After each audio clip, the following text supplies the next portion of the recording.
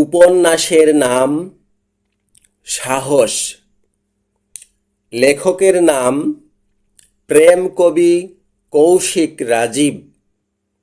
লেখার সময় 29/4/2020 খ্রিস্টাব্দ থেকে 8/5/2020 খ্রিস্টাব্দ। সাহস। রবিবার সকালে সকলে গির্জায় না গেলেও যারা যায় তারা বড় মনের মানুষ। তার প্রমাণ আমি কৌশিক রাজীব নিজেই পেয়েছি। আমি যে গির্জায় গিয়েছিলাম সেই গির্জায় কোনো প্রকারের মূর্তি ছিল না। সেখানে শুধু একটি বড় ক্রুশ দেওয়ালের সাথে লাগানো ছিল, আর গির্জার প্রবেশ পথের ওপরে ইট ও সিমেন্ট দিয়ে তৈরি করা শুল আছে। গির্জাটি ইট, পাথর ও সিমেন্ট বালি দিয়েই বড় করে তৈরি করা হয়েছে। সেই গির্জার মধ্যে প্রবেশ পথের দুই পাশে শত শত বেঞ্চ বসানো হয়েছে। মহাযাজক সেই স্থানের উঁচু স্থলে একটি লম্বা টেবিলকে ঘিরে দাঁড়িয়ে পবিত্র বাইবেল থেকে গুরু যীশু খ্রিস্টের শিষ্য ও শিষ্যাদের সামনে বক্তব্য দিতেন। তার সাথে পবিত্র বাইবেল থাকত এবং তার সামনে বসে থাকা নারী পুরুষদের সামনে বেঞ্চের ওপর পবিত্র বাইবেল থাকত। সেখানে যুবক, যুবতী, বৃদ্ধ, বৃদ্ধা, শিশু, ছেলে মেয়ে ছিল। তাদের সেখানে সঙ্গীত স্তব গাইবার জন্যে নারী ও পুরুষ শিল্পী উপস্থিত ছিল এবং বাদ্যযন্ত্র তো আবশ্যক। ওই দিন আমি প্রথম গির্জায় গিয়ে মহাযাজক ও যাজক ও পরিচারক ও পরিচারিকা সকলকে দেখে আনন্দিত হলেন, কারণ তারা মধ্যম বয়সী এবং সুস্থ শরীর ও মনের অধিকারী। তাদের পোশাক সাদা সুন্দর এবং গির্জার মধ্যে থাকা সকলের গলায় ক্রুশ ছিল। মহাযাজকের বক্তব্যের শেষ অংশে শুধু শুনলাম খ্রিস্ট যিশুর মৃত্যুর সামান্য কথা। সেই কথাই, আমাদের ত্রাণকর্তা খ্রিস্ট মরেছিলেন আমাদের পাপের জন্যে। তার মৃত্যুর পর থেকে আমরা আর পাপ করব না ও অপরাধ করব না। এটাই আমাদের পাপের প্রায়শ্চিত্ত, ঈশ্বর প্রভুর ক্ষমা ও কৃপা লাভের উপায়। কারণ আমরা মন পরিবর্তন করে সৎকর্ম করে ভালো হয়েছি, তাই প্রভু ঈশ্বর আমাদের আর বিচার করবেন না এবং শাস্তিও দেবেন না। তখন সবাই উচ্চ স্বরে আমেন বলল, যার মানে তাই হোক অথবা বিশ্বস্ত। এরপরে মহাযাজক বললেন, ইম্মানুয়েল, যার মানে আমাদের সাথে ঈশ্বর। কিন্তু আমাকে গির্জার মধ্যে দেখে অনেকেই বলতে লাগলো, এ কে? আগে তো দেখিনি। এ কার ছেলে? কোন বংশের? এই যুবক নিশ্চয়ই কোনো মন্দ উদ্দেশ্য নিয়ে এসেছে। কি কাজ করে? কোথায় বাড়ি এর? কিন্তু শিশু ছেলেমেয়েরা আমার কাছে এসে বলল, আপনি দেখতে অনেক ভালো, আপনি এতক্ষণ দাঁড়িয়ে ছিলেন কেন? আমি ওদের দেখে ও ওদের কথা শুনে মুগ্ধ ও প্রফুল্ল হলাম। আমি ওদের বললাম, কারো মনোযোগ যেন নষ্ট না হয়, সেই জন্যে আমি প্রবেশদ্বারে দাঁড়িয়েছিলাম। ভাবছিলাম অনুষ্ঠান বোধ হয় শেষের পথে। কিছুটা হইচই শুনে পরিচারিকা রমণীরা আমাকে যাজকের কাছে নিয়ে গেল। তিনি তখন সেই টেবিলের সাথেই লেগেছিলেন, হয়তো আরও কিছু বলবার জন্যে বিষয়বস্তু খুঁজছিলেন। প্রথমে মহাযাজক প্রশ্ন করলেন, তুমি কে? আগে তো আসনি, গির্জাকে ভয় পাও বুঝি? তুমি কি খ্রিস্টান? তোমার জন্ম পরিচয় কি? আমাকে একটু বলবে কি? আমি যখন বুঝলাম উত্তর দিতে হবে, তখন আমি দেওয়ালে বসানো ক্রুশের দিকে তাকিয়ে ওই যাজকের সকল প্রশ্নের উত্তর নির্ভয়ে সাহসের সাথে দিলাম। আমি বললাম, আমি কৌশিক রাজীব, আমি গুরু যীশুখ্রিস্টের শিষ্য। আমি সমগ্র বিশ্বকেই যীশুখ্রিস্টের মণ্ডলী মনে করি। মণ্ডলীকে আমি ভয় পাই না, কিন্তু কিছু চলতি নিয়ম রীতিকে অতিরিক্ত মনে করি। আমি তো বলেছি আমি সত্য যীশুখ্রিস্টের প্রকৃত শিষ্য। আমার জন্ম মুসলিম পরিবারে, কিন্তু বালক বয়স থেকে আমি পবিত্র বাইবেল, যাকে আরবি ভাষায় কিতাবুল মুকাদ্দাস বলে, তা পড়ে আসছি। আমি কুরআন শরীফ ও হাদিস পড়েছি এবং পবিত্র ত্রিপিটক ও পবিত্র গীতা বেদ সহ আরও অনেক গ্রন্থ পড়েছি। আমার বাবা একজন যীশুখ্রিস্টের প্রচারক ও এই বিষয়ে নেতা। তার নাম কলিমুদ্দিন খান এবং আমার মা একজন গৃহিণী ও ধার্মিকা। তার নাম ফিরোজা খাতুন। ছোট ভাই বিশ্ববিদ্যালয়ের ছাত্র, সে ইঞ্জিনিয়ারিং বিভাগে পড়ছে। আর আমি 2011 সালে এসএসসি পাশের পরে কলেজে শেষ পরীক্ষা না দিয়ে 2013 সালে একটি কোম্পানিতে সিকিউরিটি পদে চাকরি করে 4.5 বছর। তারপর আমি এখন বেকার, তবুও করি আমি যিশুর বাণী প্রচার। এই আমার পরিচয়। কথাগুলো বলার সময় অধিকার পাওয়া সাহসের মতোই বলেছিলাম।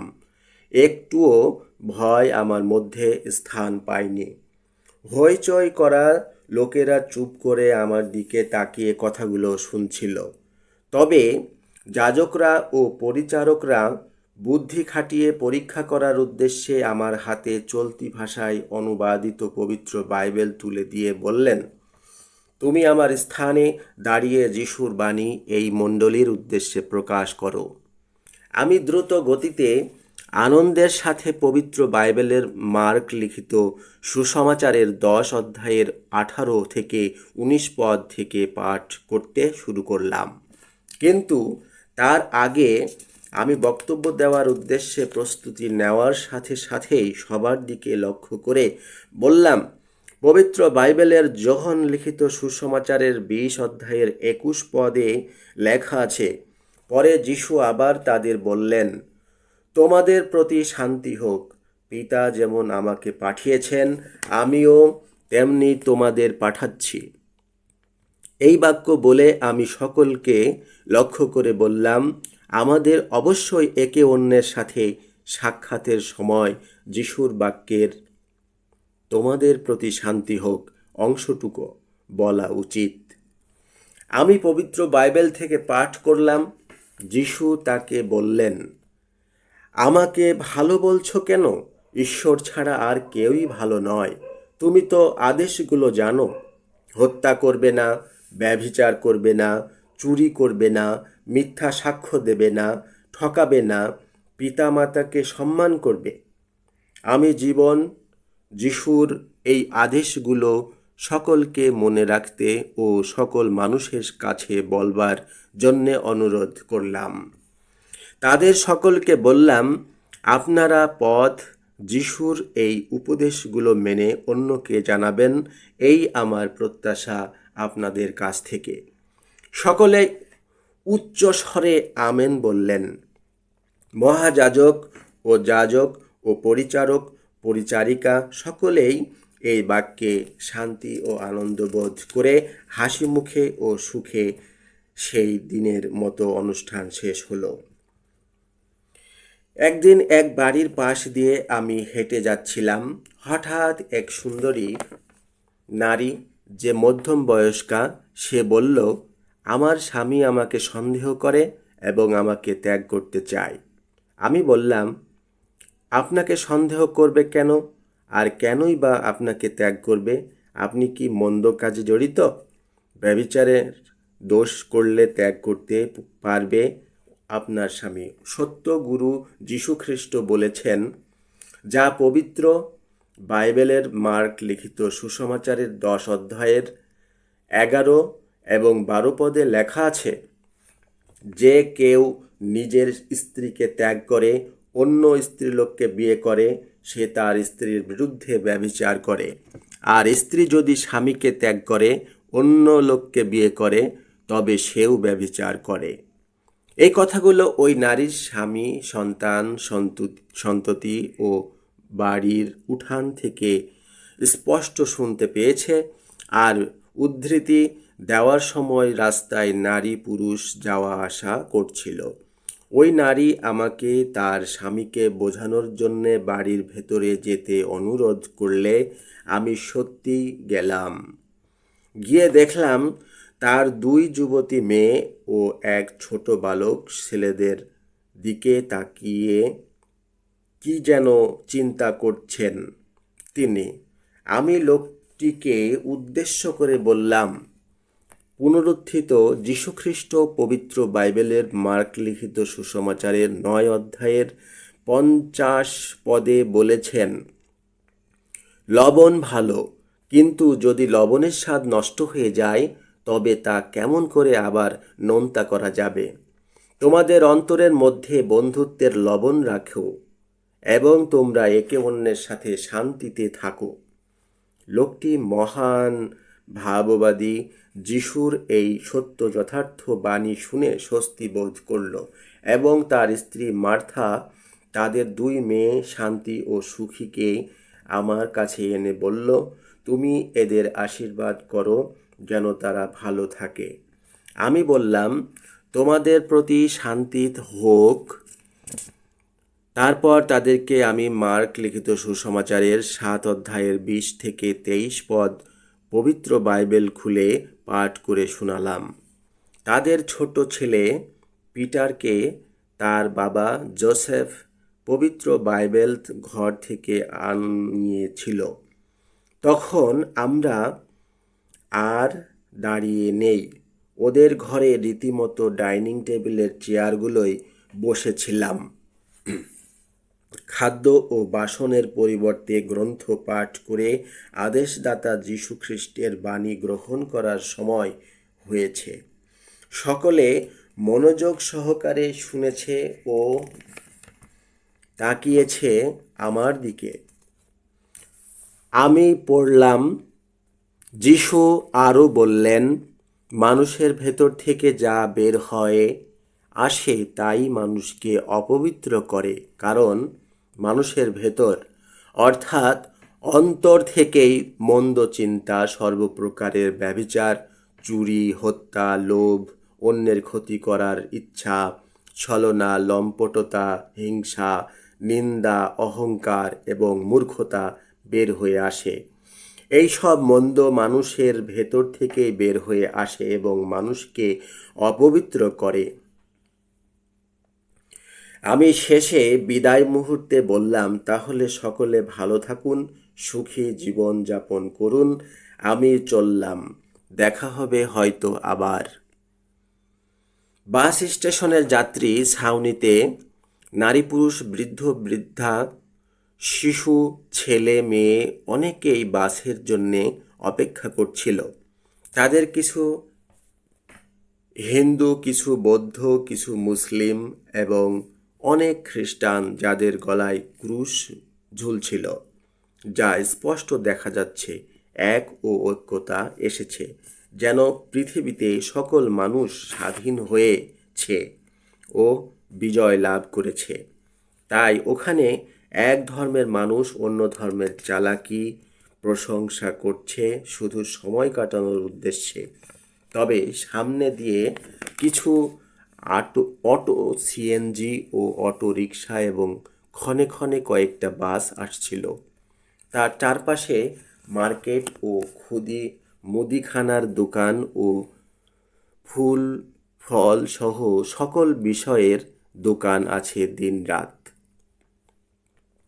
এই ঘটনাটি সকাল ও দুপুরের মাঝেই হয়েছে। এক বয়স্ক মুসলিম বলল, আমাদের ইসলাম ধর্মে মূর্তি পূজা নেই, আমরা এদিক থেকে বিবেকবান ও ন্যায়নিষ্ঠ। এই কথা শুনে এক হিন্দু নারী বলল, আমাদের হিন্দু ধর্মে তথা সনাতন ধর্মে মূর্তি পূজা সত্যিই নেই, তবে কোনো এক সময় চালু হয়েছে এই বিষয়টি। কোনো মানুষের তৈরি মূর্তি কখনো ঈশ্বর বা দেবদেবী হতে পারে না। এই কথা শুনে এক বৌদ্ধ বলে উঠল, আমাদের বৌদ্ধ ধর্মে কোনো মূর্তি পূজা নেই, এই দিক থেকে আমরা পরিষ্কার। বৌদ্ধ লোকটি মধ্যম বয়সের, ধর্মীয় মনোভাব আর তার মধ্যে আছে। আমি তাদের সকলের কথা শুনলাম ও জানলাম কার কি মন্তব্য ও ধারণা মূর্তি ও মূর্তি পূজা বিষয়ে। যে যা বলেছিল আমি শুধু তা দেখছিলাম ও শুনছিলাম। হঠাৎ এক খ্রিস্টান যুবক বলল, আমাদের খ্রিস্টান ধর্মে কোনো মূর্তি তৈরি করা ও কোনো মূর্তির পূজা করা একেবারে নিষেধ, আর দেবতার অপ্রয়োজনীয়তার কথা বলেছে। সে উদ্ধৃতি দিয়ে ভাববাদী মসিকে দেওয়া ঈশ্বরের 10টি আদেশের সংক্ষিপ্ত পাঠ করল। সে বলল, এই বিষয়টি আমার হুবহু মনে নেই। যদি একটি বাইবেল পেতাম তবে অন্তত আমরা সকলে পাঠ শুনে মনে রেখে ধর্ম পালন করতে পারতাম। আমার সাইড ব্যাগে থাকা পবিত্র বাইবেলটি বের করতেই সেই যুবকের চোখ এই গ্রন্থের উপর পড়ল এবং তাতে স্বস্তি বোধ করল ও আনন্দের সাথে হাসি মুখে গ্রন্থটি চাইল। কিন্তু আমি বললাম, তোমাদের নির্ধারিত বাস আসতে কিছুটা বিলম্ব হবে, তাই এই বিষয়টি নিয়ে আলোচনা করে পরিষ্কার ধারণা দিতে চাই। তখন অন্য ধর্মের লোকেরা তেমনটা বিরক্ত বোধ করেনি। আমি শার্ট ও প্যান্ট পরা, দাড়ি গোঁফযুক্ত ফুটন্ত এক যুবক ছিলাম সেই স্থানে। আমি সেই খ্রিস্টান যুবককে বললাম, প্রথমে আমি বিশ্বাসীদের প্রভু ও গুরু যীশুখ্রিস্টের বাণী শুনব ও জানব, মানব। তারপর অন্য সকল বিষয়ে জানতে হবে, যাতে ভালো হয় ও যা উত্তম বিষয় হয়। পবিত্র বাইবেলের প্রকাশিত বাক্যের 21 অধ্যায়ের 8 পদে পথ ও সত্য ও জীবন ও পুনরুত্থান যীশু খ্রিস্ট বলেছেন, কিন্তু জ্বলন্ত আগুনে ও গন্ধকের হ্রদের মধ্যে থাকাই হবে ভীতু, বিশ্বাসঘাতক, ঘৃণার যোগ্য, হত্যাকারী, ব্যভিচারী, জাদুকর, মূর্তি পূজাকারী এবং সব মিথ্যাবাদীদের শেষ দশা। এটাই হলো দ্বিতীয় মৃত্যু। তখন এই পাঠ শেষ করা মুহূর্তে সকলের দুশ্চিন্তা হলো এই অপরাধ ও শাস্তির ভয়ে। তবুও আলোচনা চলছে মার্কেট ও যানবাহন সামনে, আশেপাশে চলছে জগতের জীবনের যত কর্ম ও পার্থিব আলাপ। যাত্রী ছাউনি থেকে সবই দেখা যাচ্ছে। ধর্মীয় আলোচনা যে জাগতিক আলাপ, এটা কেউ বুঝে উঠতে পারেনি বোধ হয়। পৃথিবী, আকাশ, মাটি, মানুষ, প্রাণী, জীব, পদার্থ, কঠিন, তরল সকল বিষয়েই ধর্ম চিরদিন কথা বলে এই মানব জাতির মধ্য দিয়ে। চারপাশ ও যাদের সাথে আলোচনা করছি তাদের প্রত্যেকের দিকে তাকাচ্ছি আমি বারবার। এখন সকলেই সমসুরে বলল, মানুষ মানুষের জন্য ধর্ম, মানুষ মানুষই গড়েছে কর্ম, বিভেদ ভুলে তাই হও নম্র, হটাও মনেতে জাতিভেদের ধূম্র। এই আলোচনা বিভিন্ন ধর্মের বর্ণের লোকদের ভিড় তৈরি করলো। তখন আমার মনে পড়ল যিশুর বলা সেই বাণী, যার কান আছে সে শুনুক এবং যার চোখ আছে সে দেখুক। পবিত্র বাইবেল। সবার দিকে তাকালাম, দেখে মনে হলো ঈশ্বরের বাক্য অর্থাৎ প্রভুর বাণী শুনতে জানতেই ওরা এসেছে। এবার আমি বাইবেলের পুরাতন নিয়মের যাত্রা পুস্তক নামক গ্রন্থের 20 অধ্যায়ের 1 থেকে 17 পদ পাঠ করলাম দেখে। ঈশ্বর এসব কথা বললেন, আমি তোমার ঈশ্বর সদা প্রভু, যিনি মিশর দেশ থেকে, দাসত্বের গৃহ থেকে তোমাকে বের করে আনলেন। আমার সাক্ষাতে তোমার অন্য দেবতা না থাকুক, তুমি তোমার জন্যে খোদাই করা মূর্তি তৈরি করবে না। উপরিস্থিত স্বর্গে নিচস্থ পৃথিবীতে ও পৃথিবীর নিচস্থ জলের মধ্যে যা যা আছে তাদের কোনো মূর্তি তৈরি করবে না। তুমি তাদের কাছে প্রণিপাত করবে না এবং তাদের সেবা করবে না, কারণ তোমার ঈশ্বর সদাপ্রভু আমি সগৌরব রক্ষণে উদ্যোগী ঈশ্বর। আমি পিতাদের অপরাধের প্রতিফল সন্তানদের উপরে বর্তাই, যারা আমাকে অগ্রাহ্য করে তাদের তৃতীয় ও চতুর্থ পুরুষ পর্যন্ত বর্তায়। কিন্তু যারা আমাকে ভালোবাসে ও সমস্ত আদেশ পালন করে আমি তাদের হাজার পুরুষ পর্যন্ত অটল ভালোবাসা প্রকাশ করি। তোমরা ঈশ্বর সদাপ্রভুর নাম অনর্থক নেবে না, কারণ যে কেউ তার নাম অনর্থক নেয় সদাপ্রভু তাকে দোষী করবেন। তুমি বিশ্রামবার স্মরণ করে পবিত্র করবে, 6 দিন পরিশ্রম করবে, তোমার সমস্ত কাজ করবে, কিন্তু সপ্তম দিন তোমার ঈশ্বর সদাপ্রভুর উদ্দেশ্যে বিশ্রামবার। সেদিন তুমি বা তোমার পুত্র বা কন্যা বা তোমার দাস বা দাসী, তোমার পশু বা তোমার তোরণদ্বারের মধ্যবর্তী বিদেশী কেউ কোনো কাজ করবে না, কারণ সদাপ্রভু আকাশ ও পৃথিবী, সমুদ্র ও সেই সবের মধ্যবর্তী সমস্ত বস্তু 6 দিনে নির্মাণ করে সপ্তম দিনে বিশ্রাম করলেন। এজন্যে সদাপ্রভু বিশ্রামবারকে আশীর্বাদ ও পবিত্র করলেন। তোমরা পিতা ও মাতাকে সম্মান করবে, যেন তোমার ঈশ্বর সদাপ্রভু তোমাকে যে দেশ দেবেন সেই দেশে তোমার দীর্ঘা পরমায়ু হয়। হত্যা করবে না, ব্যভিচার করবে না, চুরি করবে না, তোমার প্রতিবেশীর বিরুদ্ধে মিথ্যা সাক্ষ্য দেবে না, তোমার প্রতিবেশীর বাড়িতে লোভ করবে না, প্রতিবেশীর স্ত্রীর প্রতি কিংবা তার গরুর উপর বা গাধার উপর প্রতিবেশীর কোনো বস্তুতেই লোভ করবে না। এই বাক্য শুনে লোকে হইচই করে বলতে লাগলো, মিথ্যাই মানুষে খ্রিস্টান ধর্মকে ঘৃণা করে ও মন্দ বলে। মানুষের ভিড়ে নারী পুরুষ সকলেই ছিল। তারা এই বিধান শুনে নিজেদের ধর্মের সাথে মিলিয়ে দেখে মিল পেয়ে খুশি হয়েছিল। ধীরে ধীরে ভিড় কমল, কারণ নির্ধারিত দূরপাল্লার বাসটি এসে পড়েছে।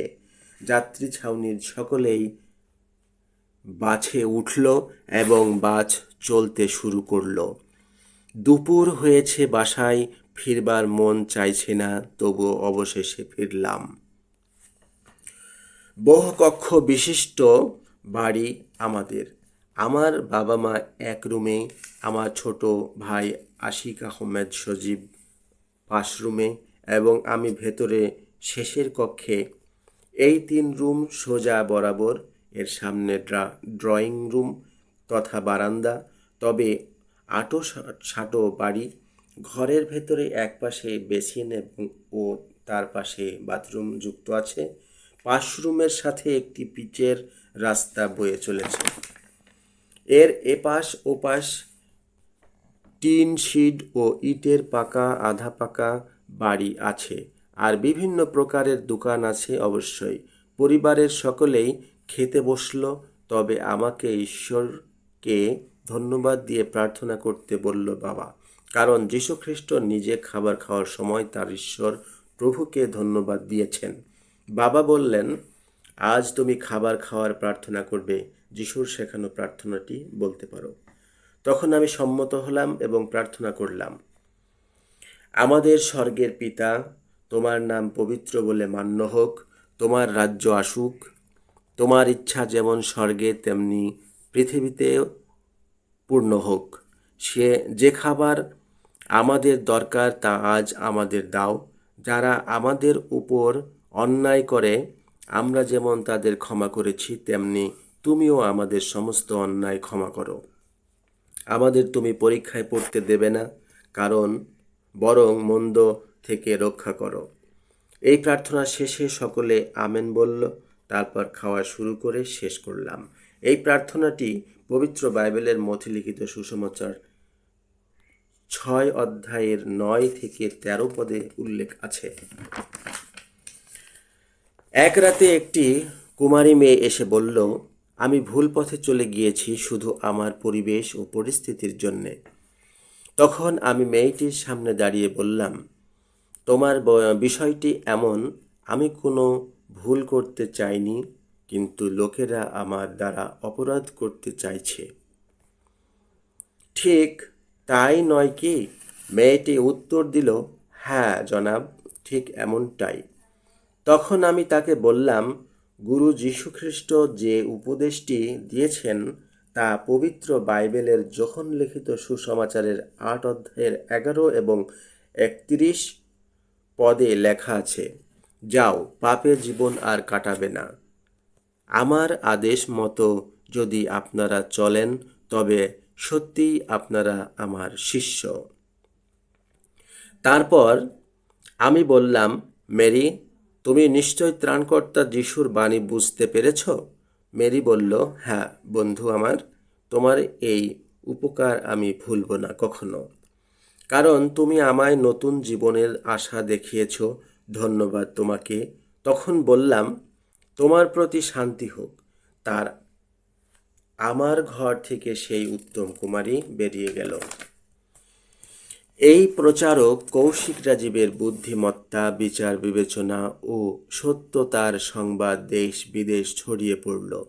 তার মাধ্যমে খ্রিস্ট ধর্মের সুখ্যাতি হল, যা আগে প্রত্যেক ধর্মের ও কর্মের ও বয়সের ও ধর্মহীনের কাছে নিছক কঠিন মনে হয়েছিল। সেই জন্যে দেশের সরকার তাকে একটি সম্মেলনের নিমন্ত্রণ জানালেন। তখন তার একটা চিন্তা আসলো যে খ্রিস্টের ধর্মের বাণী পৌঁছে দেওয়ার আগে তাদের নিজ নিজ ধর্ম পালন ও ধর্মগ্রন্থ পাঠে উৎসাহ দেওয়া উচিত ও প্রয়োজন। সম্মেলনের ব্যানারে লেখা আছে হিন্দু, মুসলিম, বৌদ্ধ, ইহুদি, খ্রিস্টান ঐক্য সংঘ। সেখানে মঞ্চে সরকার ও সাথে মন্ত্রীগণ উপস্থিত ছিলেন। উপস্থিত ছিলেন নিচে ফ্লোরে চেয়ারে বসে থাকা সব ধর্ম, বর্ণ, বংশ, জাতি নির্বিশেষে অল্প অল্প করে শত নারী পুরুষ। এই সম্মেলনটি একটি পাকা বিল্ডিংয়ে হয়েছিল। সরকার ও মন্ত্রীদের সামনে ফুল বৃক্ষের টবে সাজানো লম্বা লম্বা টেবিল আছে। মঞ্চের একপাশে মাইক্রোফোন যুক্ত এক লম্বা টেবিল ছিল, আর সেখানে নারী মন্ত্রীগণ ছিলেন। তারা সভ্য মনোভাব ও সুস্থ পোশাকে আবৃত ছিলেন সকলেই। প্রধানমন্ত্রী একজন নারী, বয়স্কা হলে উত্তম ছিলেন। তিনি আমাকে জনগণের উদ্দেশ্যে কিছু বলতে বললেন। তখন আমি হাসি মুখেই তা বলতে টেবিলের কাছে চললাম। সরকার, মন্ত্রী ও আমি শার্ট প্যান্ট পরেছিলাম, তবে নারী মন্ত্রীগণ বাঙালি আবেশে শাড়ি পরেছিলেন। আমার এখন কিছু বক্তব্য দান করতে হবে। আরম্ভ করলাম, তোমাদের প্রতি শান্তি হোক। আপনারা কেমন আছেন? তখন সবাই সমস্বরে বলল, হ্যাঁ আমরা ভালো আছি। আপনি কেমন আছেন? তখন আমি বললাম, হাল্লেলুয়া, আমি ভালো আছি। তাহলে এখন আমি আপনাদেরকে কিছু কথা ভাগাভাগি করব। আপনারা তা মনোযোগ প্রাণে ফোনে শুনুন, তাহলে বুঝবেন ধর্ম সত্যিই ভালো। তাই শুরু করলাম। আইন মানুন ও অন্যকে মানতে সাহায্য করুন। সকলের উপকার করুন। নিজেকে মনে রাখুন, কল্যাণ, মঙ্গল, ভালো, উপকার, সততা সকলের জন্যই প্রয়োজন। সৎ, সাহসী, উদ্যোগী, উপকারী, প্রস্তুতকারী সকলের জন্যই প্রয়োজন। প্রত্যেকেই তার আপন আপন অবস্থান, কর্ম এবং কষ্টের বিষয়টি অবগত রয়েছেন।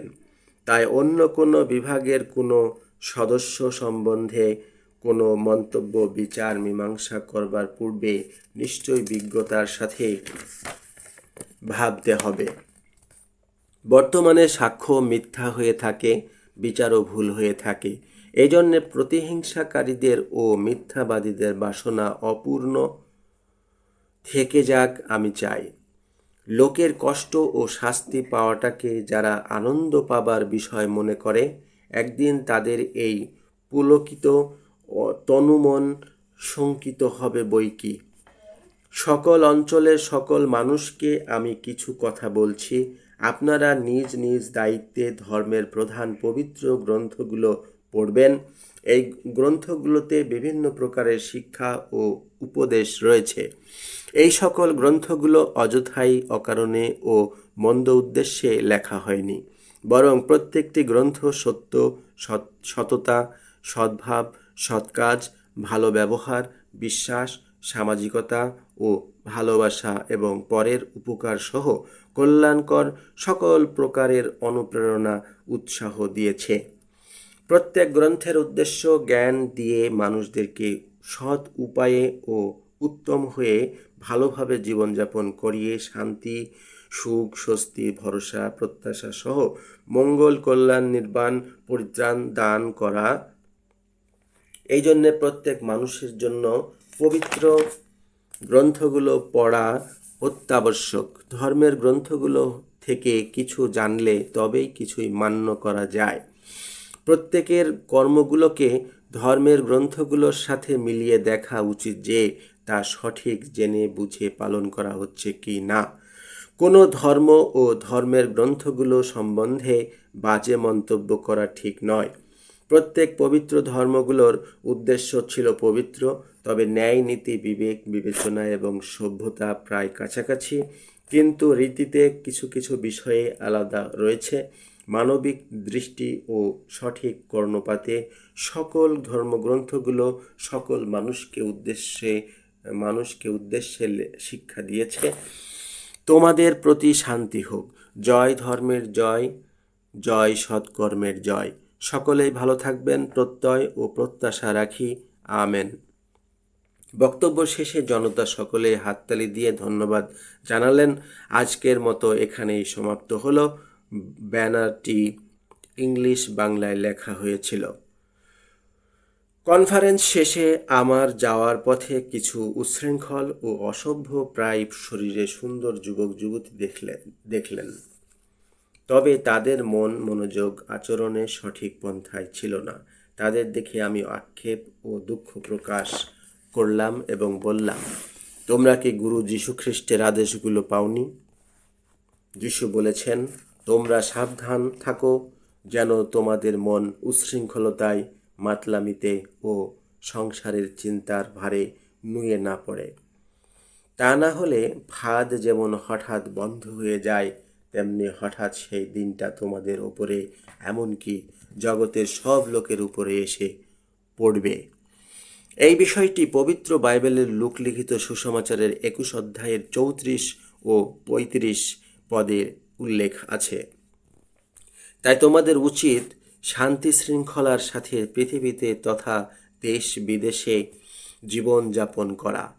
এই কথা বলে আমি আমার পথে চলতে আরম্ভ করলাম একটা বিষয়ে, যে তারা প্যান্ট শার্ট পরেছিল, তবে লজ্জাহীনা লক্ষ্য করা যাচ্ছিল। বাড়ি যাওয়ার জন্যে আমি ট্রেনে উঠলাম, তবে আমার সাথে সাথে অনেক নারী পুরুষ যাত্রী উঠল সেই বগিতে। আর আমি বসলাম এক বিচারপতি ও কর আদায়কারীর পাশে। তাদের সাথে অল্প কথা হলেও বেশ জমিয়ে মন মতো ভালো কথা বলা গেছিল। ট্রেন চলতে আরম্ভ করল যথারীতিতে। যাত্রী সকল বগিতেই সম্পূর্ণ। যেতে যেতে তারা যখন বুঝল যে আমি একজন যিশুর আদেশ প্রচারক, তখন তাদের মধ্যে বিচারপতি আমাকে প্রশ্ন করলেন, আচ্ছা, তোমার গুরু যিশু কি বিচারকদের বিষয়ে কিছু বলেছেন? তখন আমি বললাম, হ্যাঁ, যীশুখ্রিস্ট বলেছেন, বাইরের চেহারা দেখে বিচার না করে বরং ন্যায়ভাবে বিচার করুন। তবে যিশু এই বিষয়টি খতনা না করলেও চলবে এমনটিই বুঝিয়েছিলেন। এই বিষয়টি পবিত্র বাইবেলের যোহন লিখিত সুসমাচারের 7 অধ্যায়ের 22 থেকে 24 পদে উল্লেখ আছে। তাই কারো বিচার করার সময় এই যিশুর এই আদেশটি মাথায় রাখা উচিত। পরে কর আদায়কারী আমাকে একইভাবে প্রশ্ন করল, তোমার গুরু যিশু কি কর আদায় করার বিষয়ে বলেছেন? তিনি কি নাগরিকের দায়িত্ব পালন করেছিলেন? তখন আমি তাকে বললাম যে হ্যাঁ, গুরু যিশু নাগরিকের দায়িত্ব পালন করেছেন। তিনি সরকারকে কর দিতে বলেছেন এবং নিজের ও শিষ্যদের কর দিয়েছেন। এই বিষয়টি পবিত্র বাইবেলের 20 অধ্যায়ের 25 পদে যিশু বলেছেন, তাহলে যা সম্রাটের তা সম্রাটকে দাও এবং যা ঈশ্বরের তা ঈশ্বরকে দাও। যিশু আরও বলেছেন, তোমার ও আমার কর দিয়ে আসো। এটা পবিত্র বাইবেলের মথিলিখিত সুসমাচারের 17 অধ্যায়ের 27 পদে উল্লেখ আছে। এই বাণী দানের পর আমি আমার গন্তব্যে পৌঁছে নেমে গেলাম ট্রেন থেকে। এক খ্রিস্টান সন্ন্যাসী, যে ঈশ্বর বা খ্রিস্টকে সরাসরি দেখবার জন্য এক বাধাই করা বড় মোটা বটগাছের নিচে বসে তপস্যা করেন, কিন্তু তিনি স্নান ও পোশাক পরিষ্কার করেন না। আমি একদিন সকালে রাস্তা দিয়ে তার পাশ দিয়ে যাচ্ছিলাম। লোকটি তার চোখ দুটো বন্ধ করেছিল। আমি তখন তাকে বললাম, তোমার প্রতি শান্তি হোক। সেই লোকটি তাকিয়ে বলল, আমাদের সাথে ঈশ্বর। তখন আমি তাকে বললাম, আপনি এখানে বসে কি করছেন? সে বলল, আমি 10 বছর ধরে এই বটগাছের নিচে বসে ঈশ্বরের ধ্যান ও যিশুকে দেখার সাধনা করছি। তখন আমি বললাম, আপনি কি তপস্যা পূর্ণ করতে পেরেছেন? সেই লোকটি বলল, তবুও চেষ্টা করছি। আমি তাকে বললাম, তবে আমি আপনাকে যীশু খ্রিস্টের 2-4টা বাণী শোনাতে চাই। সে হেসেই বলল, আচ্ছা, তাই হোক। তখন আমি আমার সাইড ব্যাগ থেকে পবিত্র বাইবেল বের করলাম এবং তাকে বাইবেলের চেহারাটি ভালোভাবে দেখালাম। বললাম, পবিত্র বাইবেলের যোহন লিখিত সুসমাচারের 13 অধ্যায়ের 10 পদে গুরু যীশু খ্রিস্ট বলেছেন, যে স্নান করেছে তার পা ছাড়া আর কিছুই ধোয়ার প্রয়োজন নেই, কারণ তার আর সব কিছুই পরিষ্কার আছে। পবিত্র বাইবেলের প্রকাশিত বাক্য 22 অধ্যায়ের 12 থেকে 15 পদে যীশুখ্রিস্ট বলেছেন, দেখো, আমি শীঘ্রই আসছি এবং প্রত্যেককে তার কাজ অনুসারে দেবার পুরস্কার আমার সাথেই আছে। আমি আলফা ও ওমেগা, প্রথম ও শেষ, শুরু ও শেষ। ধন্য তারা যারা তাদের পোশাক ধুয়ে ফেলে, যেন তারা জীবন গাছের ফল খাবার অধিকারী হয় এবং দরজার মধ্যে দিয়ে শহরে ঢুকতে পারে। কুকুরের মতো জঘন্য লোক, জাদুকর, ব্যভিচারী, হত্যাকারী, মূর্তি পূজাকারী আর যারা মিথ্যা ভালোবাসে ও মিথ্যার মধ্যে চলে, তারা সবাই বাইরে পড়ে আছে। এরপর আমি তাকে বললাম, আপনার এই সাধনা তবে ব্যর্থ পরিশ্রম নয় কি?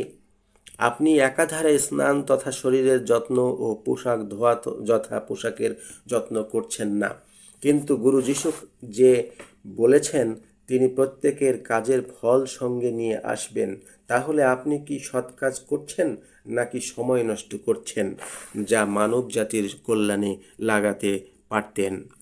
তখন সে তার চুল, দাড়ি ও গোঁফে হাত বুলিয়ে বলল, হ্যাঁ, আমি মানছি যে এমন একাকিত্ব ও সমাজ থেকে বিচ্ছিন্ন হওয়াটা আমাদের খ্রিস্টান ধর্মে উচিত নয়, এবং কাজ ছাড়া বিশ্বাস মৃত, যেমন প্রাণ ছাড়া শরীর মৃত।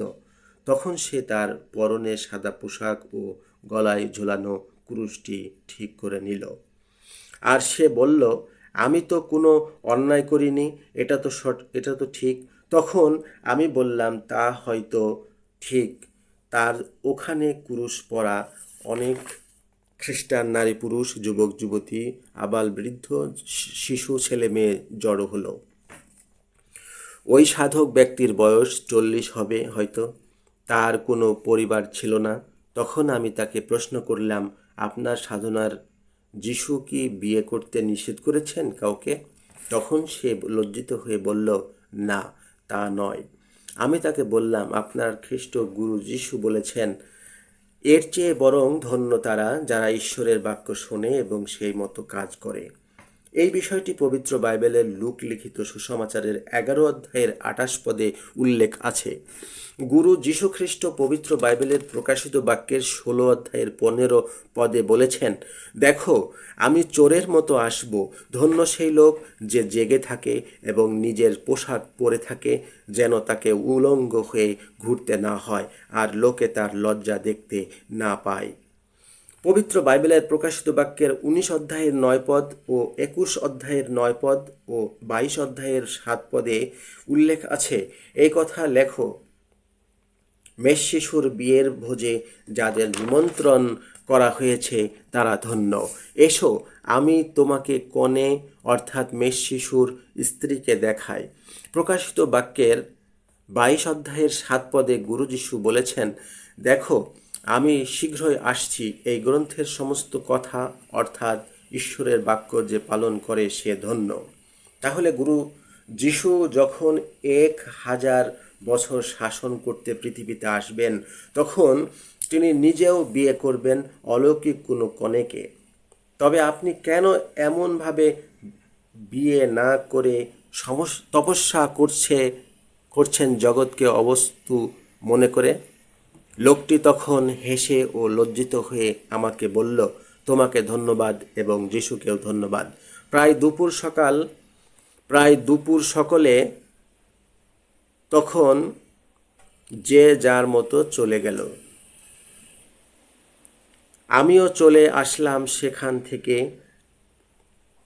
আমি এক বড় ধরনের পরিষ্কার সুসভ্য রেস্টুরেন্টে খাবার খেতে গেলাম।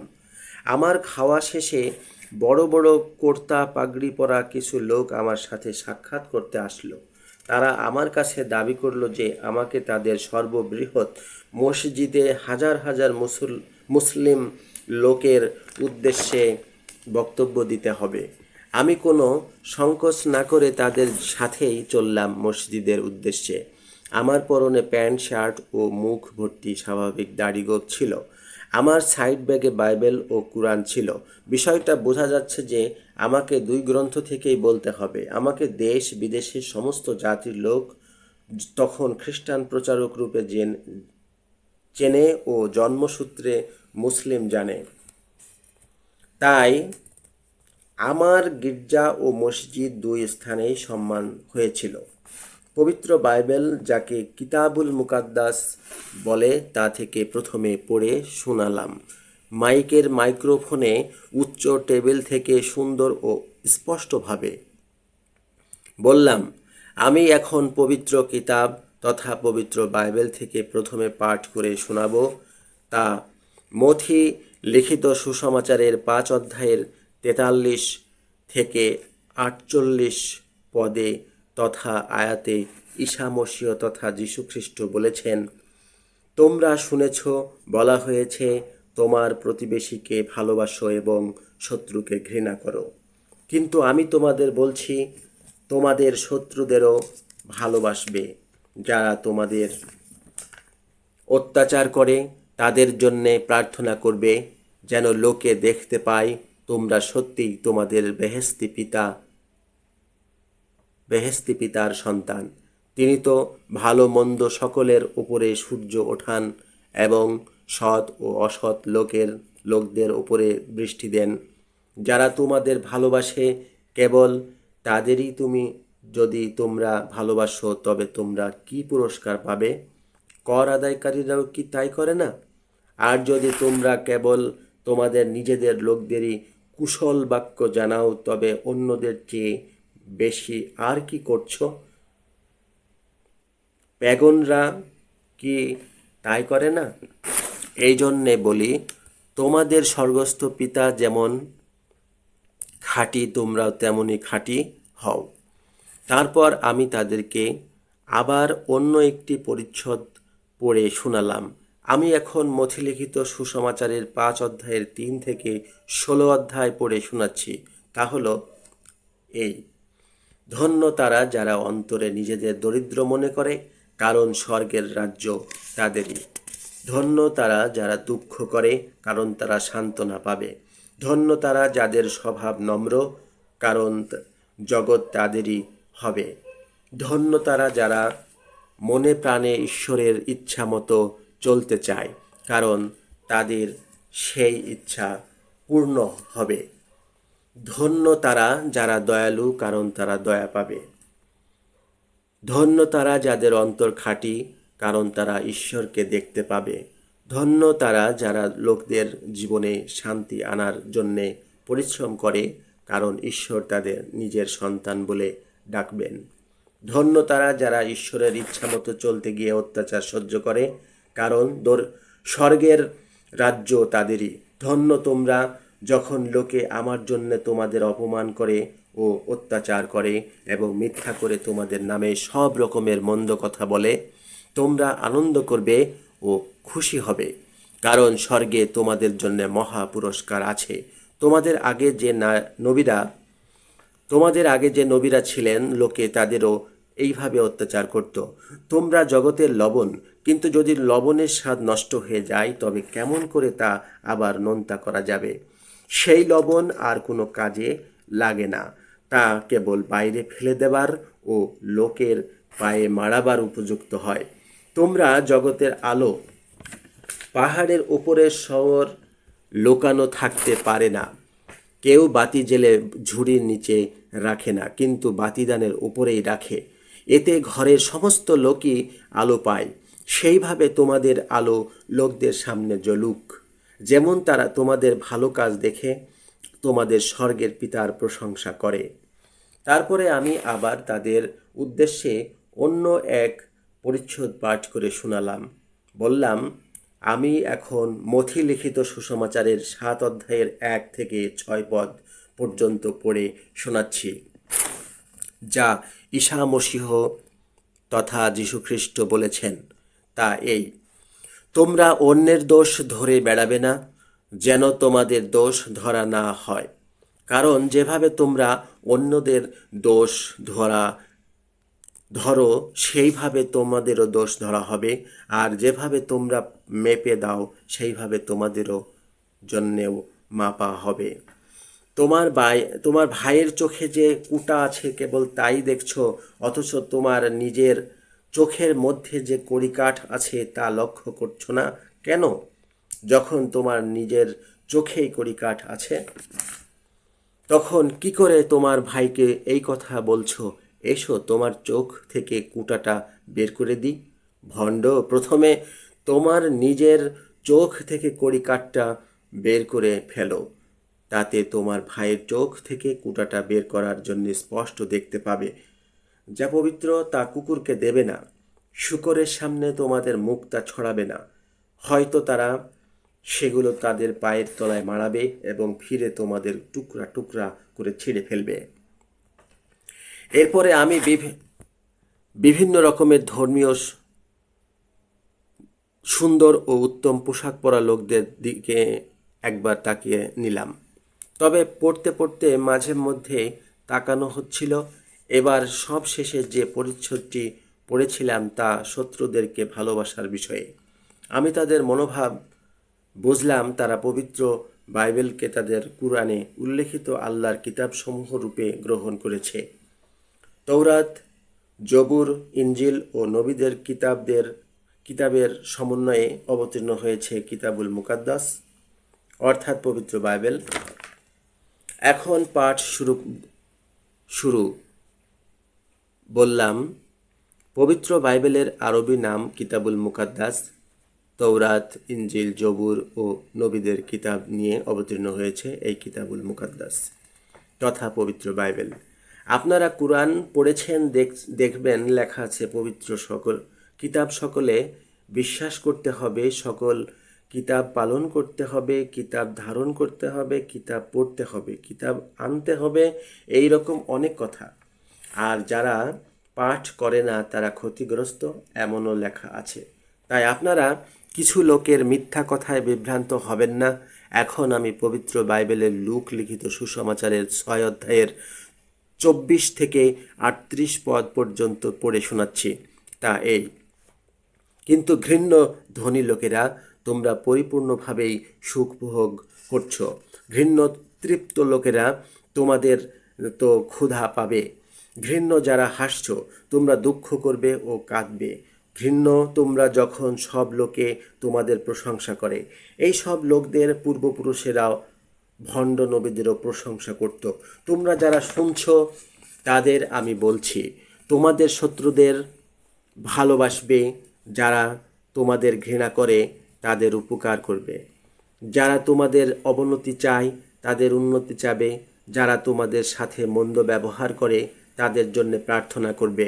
যে তোমার এক গালে চড় মারে তাকে অন্য গালেও মারতে দিবে, যে তোমার চাদর নিয়ে যায় তাকে কর্তাও নিতে দেবে, যারা তোমার কাছে চায় তাদের দেবে। কেউ তোমার জিনিস নিয়ে গেলে তা আর ফেরত যাবে না। লোকের কাছ থেকে তোমরা যেমন ব্যবহার পেতে চাও তোমরাও তাদের সাথে তেমনই ব্যবহার করবে। যারা তোমাদের ভালোবাসে তোমরা যদি তাদেরই কেবল ভালোবাসো তবে তাতে প্রশংসার কি আছে? মন্দ লোকেরাও তো এইভাবে ভালোবাসে।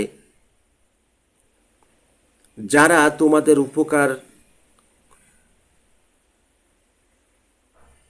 করে তোমরা যদি তাদেরই উপকার করতে থাকো তবে তাতে প্রশংসার কি আছে? মন্দ লোকেরাও তো তা করে থাকে। যাদের কাছ থেকে তোমরা ফিরে পাবার আশা করো যদি তাদেরই টাকা ধার দাও তবে তাতে প্রশংসার কি আছে? পাবে বলেই তো মন্দ লোকেরা মন্দ লোকদের ধার দিয়ে থাকে। কিন্তু তোমরা তোমাদের শত্রুদের ভালোবাসবে এবং তাদের উপকার করবে, কিছুই ফেরত পাবার আশা না রেখে ধার দেবে, তাহলে তোমাদের জন্য মহা পুরস্কার আছে আর তোমরা সুউচ্চ ঈশ্বরের সন্তান হবে, কারণ তিনি অকৃতজ্ঞ ও দুষ্টদেরও দয়া করেন। তোমাদের পিতা যেমন দয়ালু তোমরাও তেমনি দয়ালু হও। অন্যদের দোষ ধরে বেড়াবে না, তাতে তোমাদের দোষ ধরা হবে না। অন্যদের শাস্তি পাবার যোগ্য বলে মনে করবে না, তাতে তোমাদেরও শাস্তি পাবার যোগ্য বলে মনে করা হবে না। অন্যদের ক্ষমা করবে, তাতে তোমাদেরও ক্ষমা করা হবে।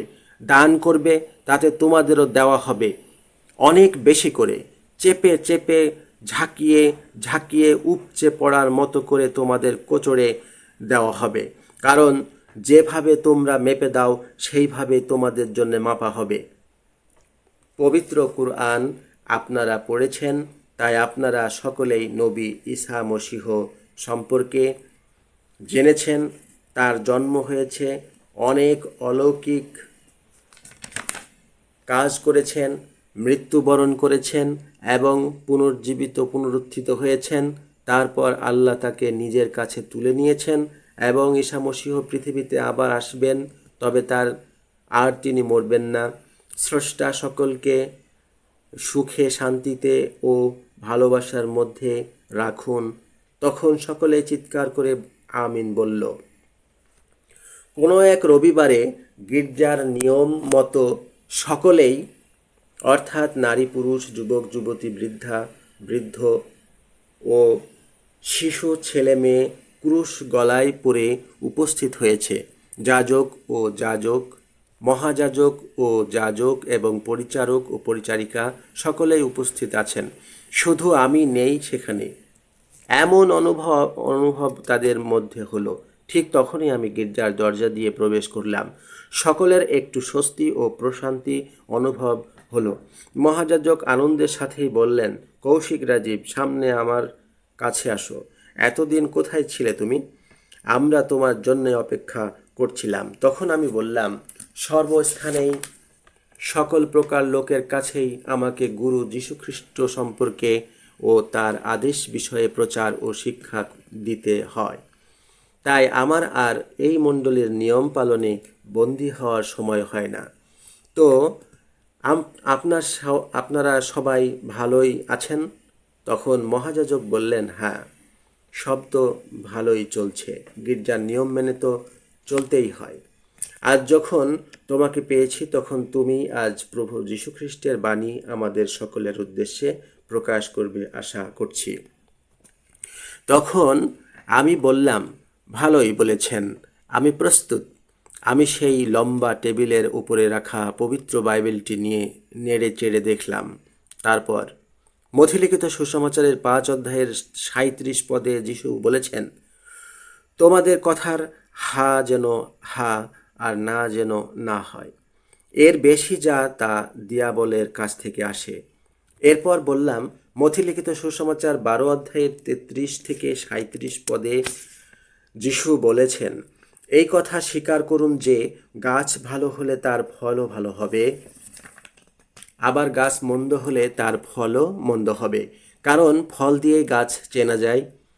সাপের বংশধরেরা নিজেরা মন্দ হয়ে কেমন করে আপনারা ভালো কথা বলতে পারেন?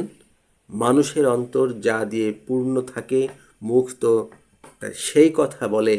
ভালো লোক তার মন ভরা ভালো থেকে ভালো কথা বের করে, আর মন্দ লোক তার মন্দ ভরা মন্দ থেকে মন্দ কথা বের করে। কিন্তু আমি আপনাদের বলছি, লোকে যেসব বাজে কথা বলে, বিচারের দিন তার প্রত্যেকটি কথার হিসাব তাদের দিতে হবে। আপনার কথার দ্বারাই আপনাকে নির্দোষ বলা হবে এবং আপনার কথার দ্বারাই আপনাকে দোষী বলা হবে। তারপর আমি মথিলিখিত সুসমাচারের 25 অধ্যায়ের 31 থেকে 36,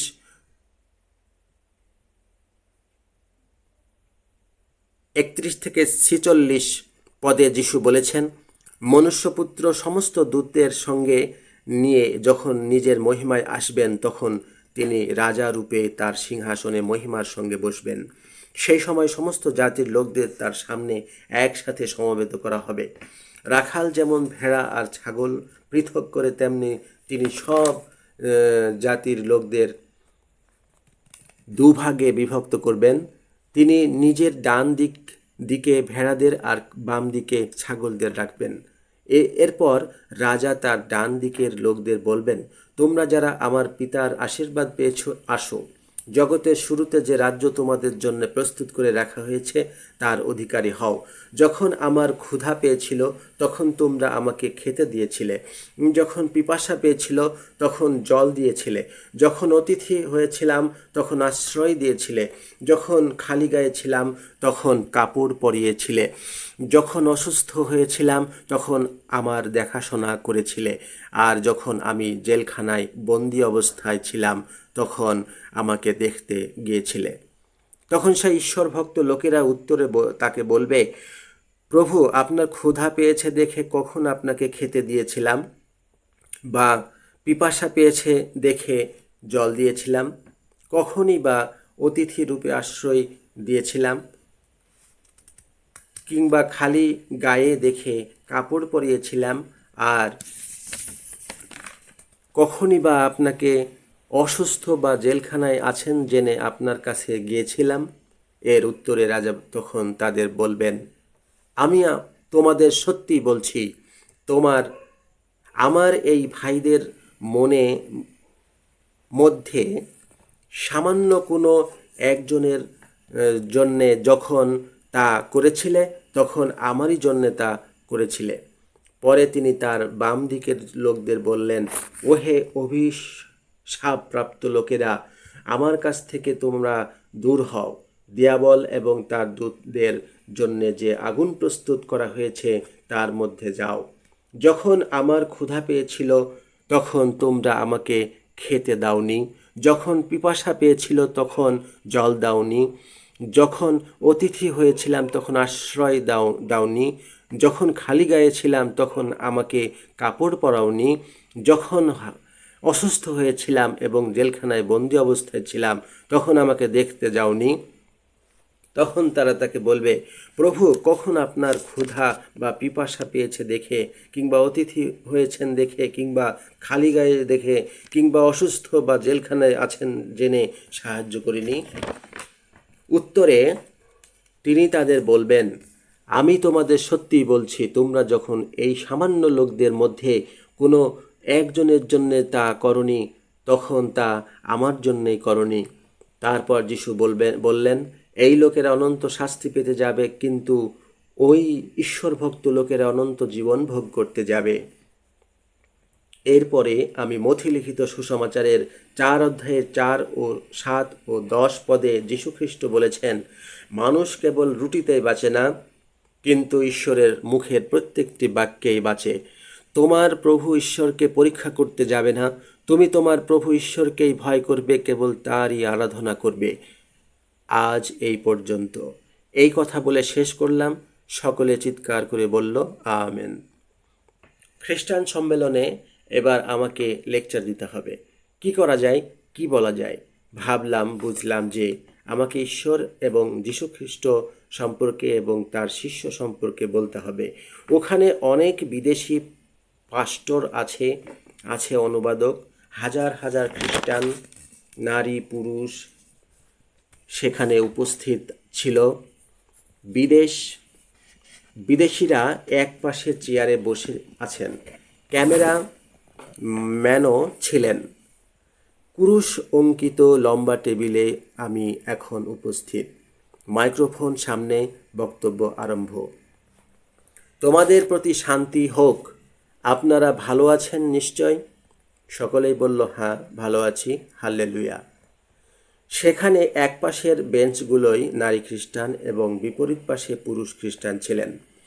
তাদের প্রত্যেকের সামনে পবিত্র বাইবেল রাখা ছিল। তারা অনেকেই কুরুশ পরেছে গলায়, পুরুষরা শার্ট প্যান্ট, কেউ বা পাঞ্জাবি পাজামা পরেছে, আর নারীরা বাঙালি নিয়মে শাড়ি, কেউ বা জামা পায়জামা পরেছে।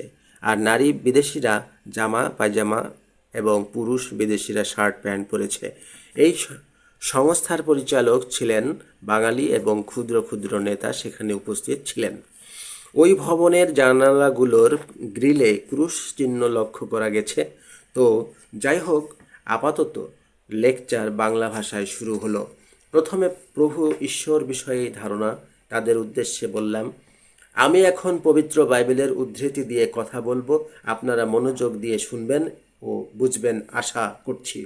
মার্ক লিখিত সুসমাচারের 12 অধ্যায়ের 29 পদে যিশু বলেছেন, ইসরায়েলের সন্তানরা শোনো, আমাদের প্রভু ঈশ্বর এক।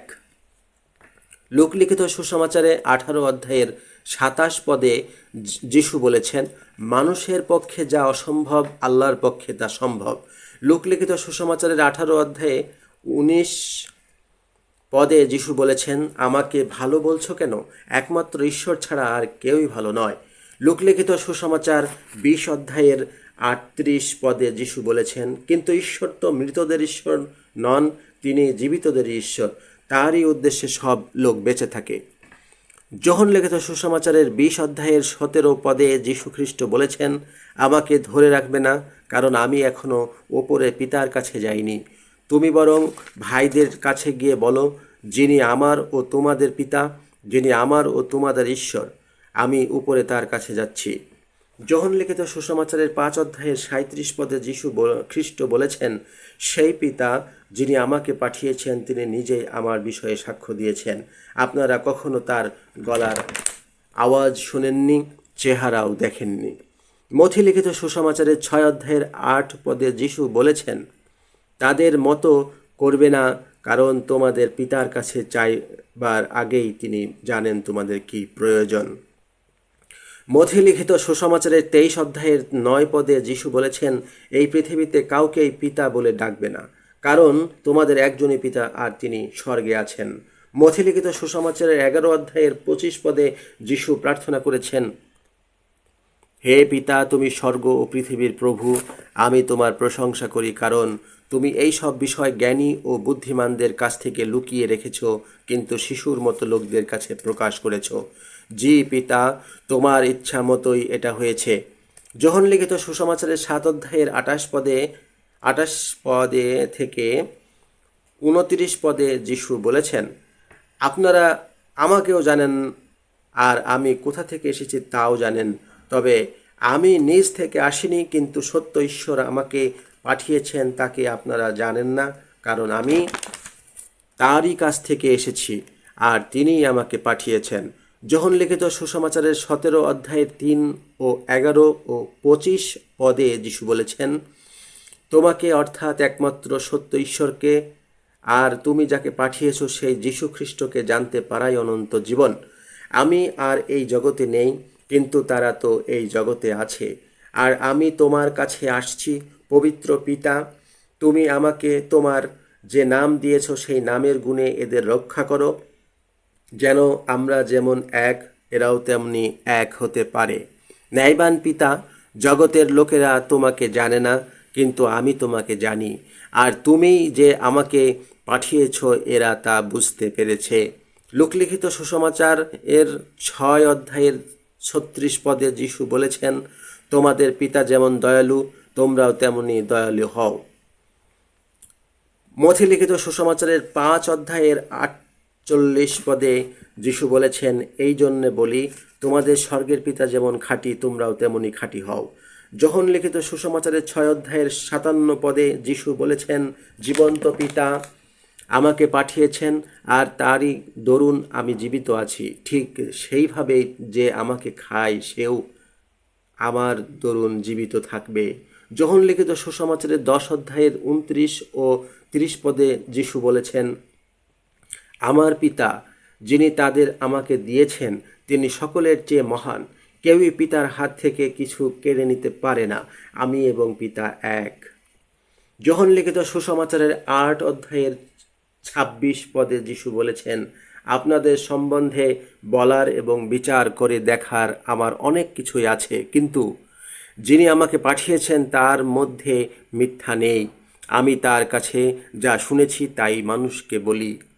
যোহন লিখিত সুসমাচারের 8 অধ্যায়ের 50 পদে যিশু বলেছেন, আমি আমার নিজের প্রশংসার চেষ্টা করি না, কিন্তু একজন আছেন যিনি আমাকে সম্মান দান করেন, আর তিনি বিচারকর্তা। মার্ক লিখিত সুসমাচারের 13 অধ্যায়ের 32 পদে যিশু খ্রিস্ট বলেছেন, সেই দিন ও সেই সময়ের কথা কেউই জানে না, স্বর্গের দূতগণও না, পুত্রও না, কেবল পিতাই জানেন। মথিলিখিত সুসমাচারের 18 অধ্যায়ের 10 পদে যিশু বলেছেন, দেখো তোমরা যেন এই ছোটদের মধ্যে একজনকেও তুচ্ছ না করো। আমি তোমাদের বলছি, স্বর্গে তাদের দূতগণ সব সময় আমার স্বর্গের পিতার মুখ দেখছেন। মার্ক লিখিত সুসমাচারের 15 অধ্যায়ের 34 পদে যিশু খ্রিস্ট বলেছেন, এলোই এলোই লামা সবক্তানি, অর্থাৎ ঈশ্বর আমার কেন তুমি আমাকে ত্যাগ করেছ। যোহন 4 অধ্যায় 24 পদ, ঈশ্বর আত্মা, যারা তার আরাধনা করে আত্মায় ও সত্যে তাদের সেই আরাধনা করতে হবে। এখন আমি গুরু যীশু খ্রিস্ট সম্পর্কে কথা বলছি, পবিত্র বাইবেল থেকেই বলছি, যা যীশু খ্রিস্ট নিজেই বলেছেন। আপনারা মনোযোগ দিয়ে শুনুন ও বুঝুন। যোহন লিখিত সুসমাচারের 10 অধ্যায়ের 29 থেকে 38 পদে গুরু যীশু খ্রিস্ট বলেছেন, আমার পিতা যিনি তাদের আমাকে দিয়েছেন তিনি সকলের চেয়ে মহান। কেউই পিতার হাত থেকে কিছু কেড়ে নিতে পারে না। আমি এবং পিতা এক। আপনাদের ব্যবস্থায় কি লেখা নেই যে, আমি বললাম তোমরা যেন ঈশ্বরের বাক্য যাদের কাছে এসেছিল তাদের তো তিনি ঈশ্বরের মতো বলেছেন। পবিত্র গ্রন্থের কথা কি পরিত্যাগ করা যেতে পারে? পারে না। তাহলে পিতা নিজের উদ্দেশ্যে যাকে পৃথক করলেন এবং জগতে পাঠিয়ে দিলেন, সেই আমি যখন বললাম আমি ঈশ্বরের পুত্র, তখন আপনারা কেমন করে বলছেন ঈশ্বর নিন্দা করছো? আমার পিতার কাজ যদি আমি না করি তবে আপনারা আমার উপর বিশ্বাস আনবেন না, কিন্তু যদি করি তবে আমার উপর বিশ্বাস না আনলেও আপনারা আমার কাজগুলো অন্তত বিশ্বাস করুন। তাতে আপনারা জানতে ও বুঝতে পারবেন যে পিতা আমার মধ্যে আছেন আর আমি পিতার মধ্যে আছি। যোহন লিখিত সুসমাচারের 5 অধ্যায়ের 37 পদে যিশু বলেছেন, সেই পিতা যিনি আমাকে পাঠিয়েছেন তিনি নিজেই আমার বিষয়ে সাক্ষ্য দিয়েছেন। আপনারা কখনো তার গলার আওয়াজও শোনেননি, চেহারাও দেখেননি। যোহন লিখিত সুসমাচারের 17 অধ্যায়ের 11 পদে যিশু বলেছেন, আমি আর এই জগতে নেই, কিন্তু তারা তো এই জগতে আছে, আর আমি তোমার কাছে আসছি। পবিত্র পিতা, তুমি আমাকে যে নাম দিয়েছ সেই নামের গুণে এদের রক্ষা করো, যেন আমরা যেমন এক এরাও তেমনি এক হতে পারে। যোহন লিখিত সুসমাচারের 12 অধ্যায়ের 44 থেকে 50 পদে যিশু বলেছেন, যে আমার উপর বিশ্বাস আনে সে যে কেবল আমার উপর বিশ্বাস আনে তা নয়, কিন্তু যিনি আমাকে পাঠিয়েছেন তার উপরও বিশ্বাস আনে। যে আমাকে দেখে, যিনি আমাকে পাঠিয়েছেন সে তাকেই দেখে। আমি এই জগতে আলো রূপে এসেছি, যেন আমার ওপর যে বিশ্বাস আনে সে অন্ধকারে না থাকে। যদি কেউ আমার কথা শোনে সেই মতো না চলে, তবে আমি নিজে তার বিচার করি না, কারণ আমি মানুষকে দোষী প্রমাণ করতে আসিনি, বরং মানুষকে পরিত্রাণ করতে এসেছি। যে আমাকে অগ্রাহ্য করে এবং আমার কথা না শোনে, তার জন্য বিচারকর্তা আছে। যে কথা আমি বলেছি সেই কথাই শেষ দিনে তাকে দোষী বলে প্রমাণ করবে, কারণ আমি তো নিজে থেকে কিছু বলিনি, কিন্তু যিনি আমাকে পাঠিয়েছেন সেই পিতা নিজেই আমাকে আদেশ দিয়েছেন কি কি বলতে হবে। আমি জানি তার আদেশই অনন্ত জীবন। এই জন্যে আমি যে সব কথা বলি তা আমার পিতার আদেশ মতোই বলি। যোহন লিখিত সুসমাচারের 14 অধ্যায়ের 6 থেকে 11 পদে যিশু বলেছেন, আমি পথ, সত্য ও জীবন। আমার মধ্য দিয়ে না গেলে কেউই পিতার কাছে যেতে পারে না। তোমরা যদি আমাকে জানতে তবে আমার পিতাকেও জানতে। এখন তোমরা তাকে জেনেছ, তা আর তাকে দেখতেও পেয়েছ। যে আমাকে দেখেছে সে পিতাকেও দেখেছে। তুমি কি বিশ্বাস করো না যে আমি পিতার মধ্যে আছি আর পিতা আমার মধ্যে আছেন? যে সব কথা আমি তোমাদের বলি তা আমি নিজে থেকে বলি না, কিন্তু পিতা যিনি আমার মধ্যে আছেন তিনি তার কাজ করছেন। আমার কথায় বিশ্বাস করো যে আমি পিতার মধ্যে আছি আর পিতা আমার মধ্যে আছেন, তাহলে অন্তত আমার এই সব কাজের জন্যে আমাকে বিশ্বাস করো। যোহন লিখিত সুসমাচারের 8 অধ্যায়ের 12 পদে যিশু বলেছেন, আমি জগতের আলো। যে আমার পথে চলে সে কখনো অন্ধকারে পা ফেলবে না, বরং জীবনের আলো পাবে। যোহন লিখিত সুসমাচারের 11 অধ্যায়ের 25-26 পদে যিশু বলেছেন, আমি পুনরুত্থান ও জীবন। যে আমার উপর বিশ্বাস আনে সে মরলেও জীবিত হবে, আর যে জীবিত আছে এবং আমার উপর বিশ্বাস আনে সে কখনো মরবে না। তুমি কি এই কথা বিশ্বাস করো? যোহন লিখিত সুসমাচারের 6 অধ্যায়ের 65-65 পদে যিশু বলেছেন, মানুষের শরীর কোনো কাজের নয়, পবিত্র আত্মায় জীবন দেন। আমি তোমাদের যে কথাগুলো বলেছি তা আধ্যাত্মিক জীবন দেয়। তাই আমি তোমাদের বলছি যে পিতা শক্তি না দিলে কেউ আমার কাছে আসতে পারে না। যোহন লিখিত সুসমাচারের 8 অধ্যায়ের 54 থেকে 56 পদে যিশু বলেছেন, যদি আমি নিজের প্রশংসা নিজেই করি তবে তার কোনো দাম নেই। আমার পিতা যাকে আপনারা আপনাদের ঈশ্বর বলে দাবি করেন তিনিই আমাকে সম্মান দান করেন। আপনারা কখনো তাকে জানেননি, কিন্তু আমি তাকে জানি। যদি আমি বলি আমি তাকে জানি না, তবে আপনাদেরই মতো আমি মিথ্যাবাদী হব। কিন্তু আমি তাকে জানি এবং তার কথার বাধ্য হয়ে চলি। আপনাদের পিতা ইব্রাহিম আমারই দিন দেখার আশায় আনন্দ করেছিলেন। তিনি তো তা দেখেও ছিলেন আর খুশিও হয়েছিলেন। মথিলিখিত সুসমাচারের 11 অধ্যায়ের 27 পদে যিশু বলেছেন, আমার পিতা সব কিছুই আমার হাতে দিয়েছেন। পিতা ছাড়া পুত্রকে কেউই জানে না এবং পুত্র ছাড়া পিতাকে কেউ জানে না, আর পুত্র যার কাছে পিতাকে প্রকাশ করতে ইচ্ছা করেন সেই তাকে জানে। যোহন লিখিত সুসমাচারের 16 অধ্যায়ের 28 ও 32 পদে যিশু বলেছেন, সত্যিই আমি পিতার কাছ থেকে এই জগতে এসেছি, আবার আমি এই জগৎ ছেড়ে পিতার কাছেই যাচ্ছি। তবুও আমি একা নই, কারণ পিতা আমার সঙ্গে সঙ্গে আছেন। যোহন লিখিত সুসমাচারের 13 অধ্যায়ের 13 পদে যিশু বলেছেন, তোমরা আমাকে গুরু ও প্রভু বলে ডাকো, আর তা ঠিকই বলো, কারণ আমি তাই। মথিলিখিত সুসমাচারের 23 অধ্যায়ের 8 ও 10 পদে যিশু বলেছেন, কেউ তোমাদের গুরু বলে ডাকুক তা চাবে না, কারণ তোমাদের গুরু বলতে কেবল একজনই আছেন, আর তোমরা সবাই ভাই ভাই। কেউ তোমাদের নেতা বলে ডাকুক তা চাবে না, কারণ তোমাদের নেতা বলতে কেবল একজনই আছেন, তিনি খ্রিস্ট।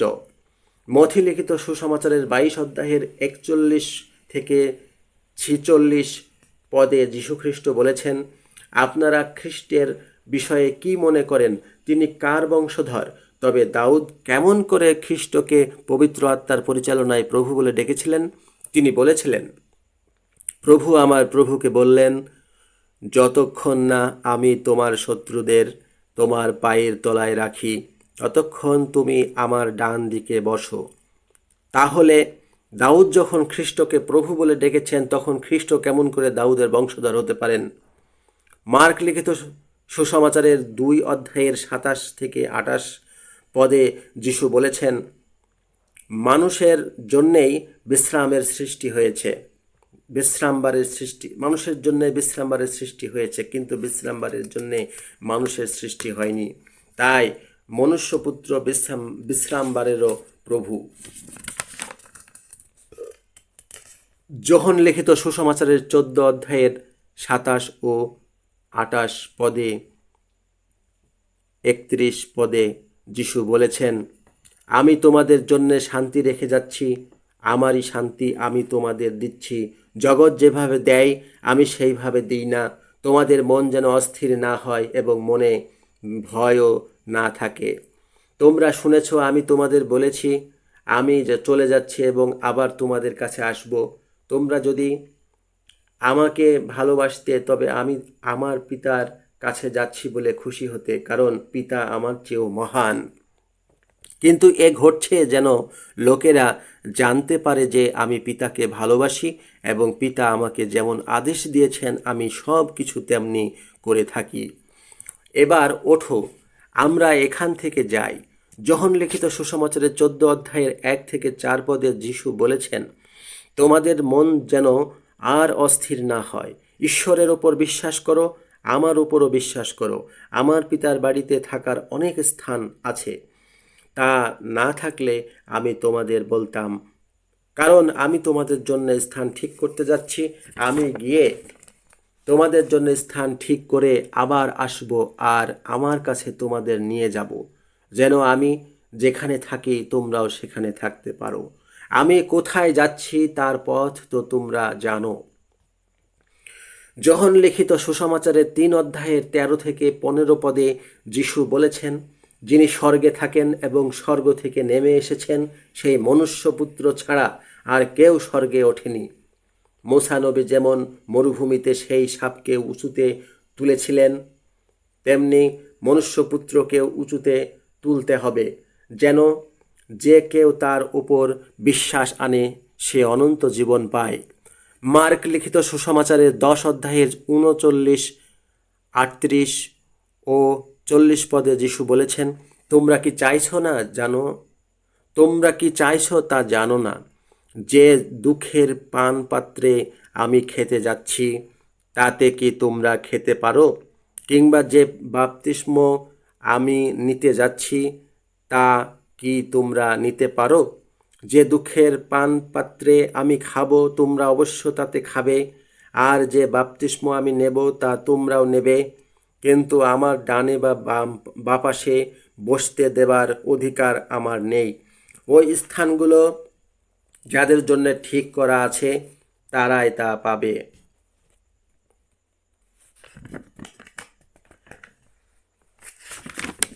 যোহন লিখিত সুসমাচারের 5 অধ্যায়ের 17 এবং 19 থেকে 30 পদে যিশু বলেছেন, আমার পিতা সব সময় কাজ করছেন এবং আমিও করছি।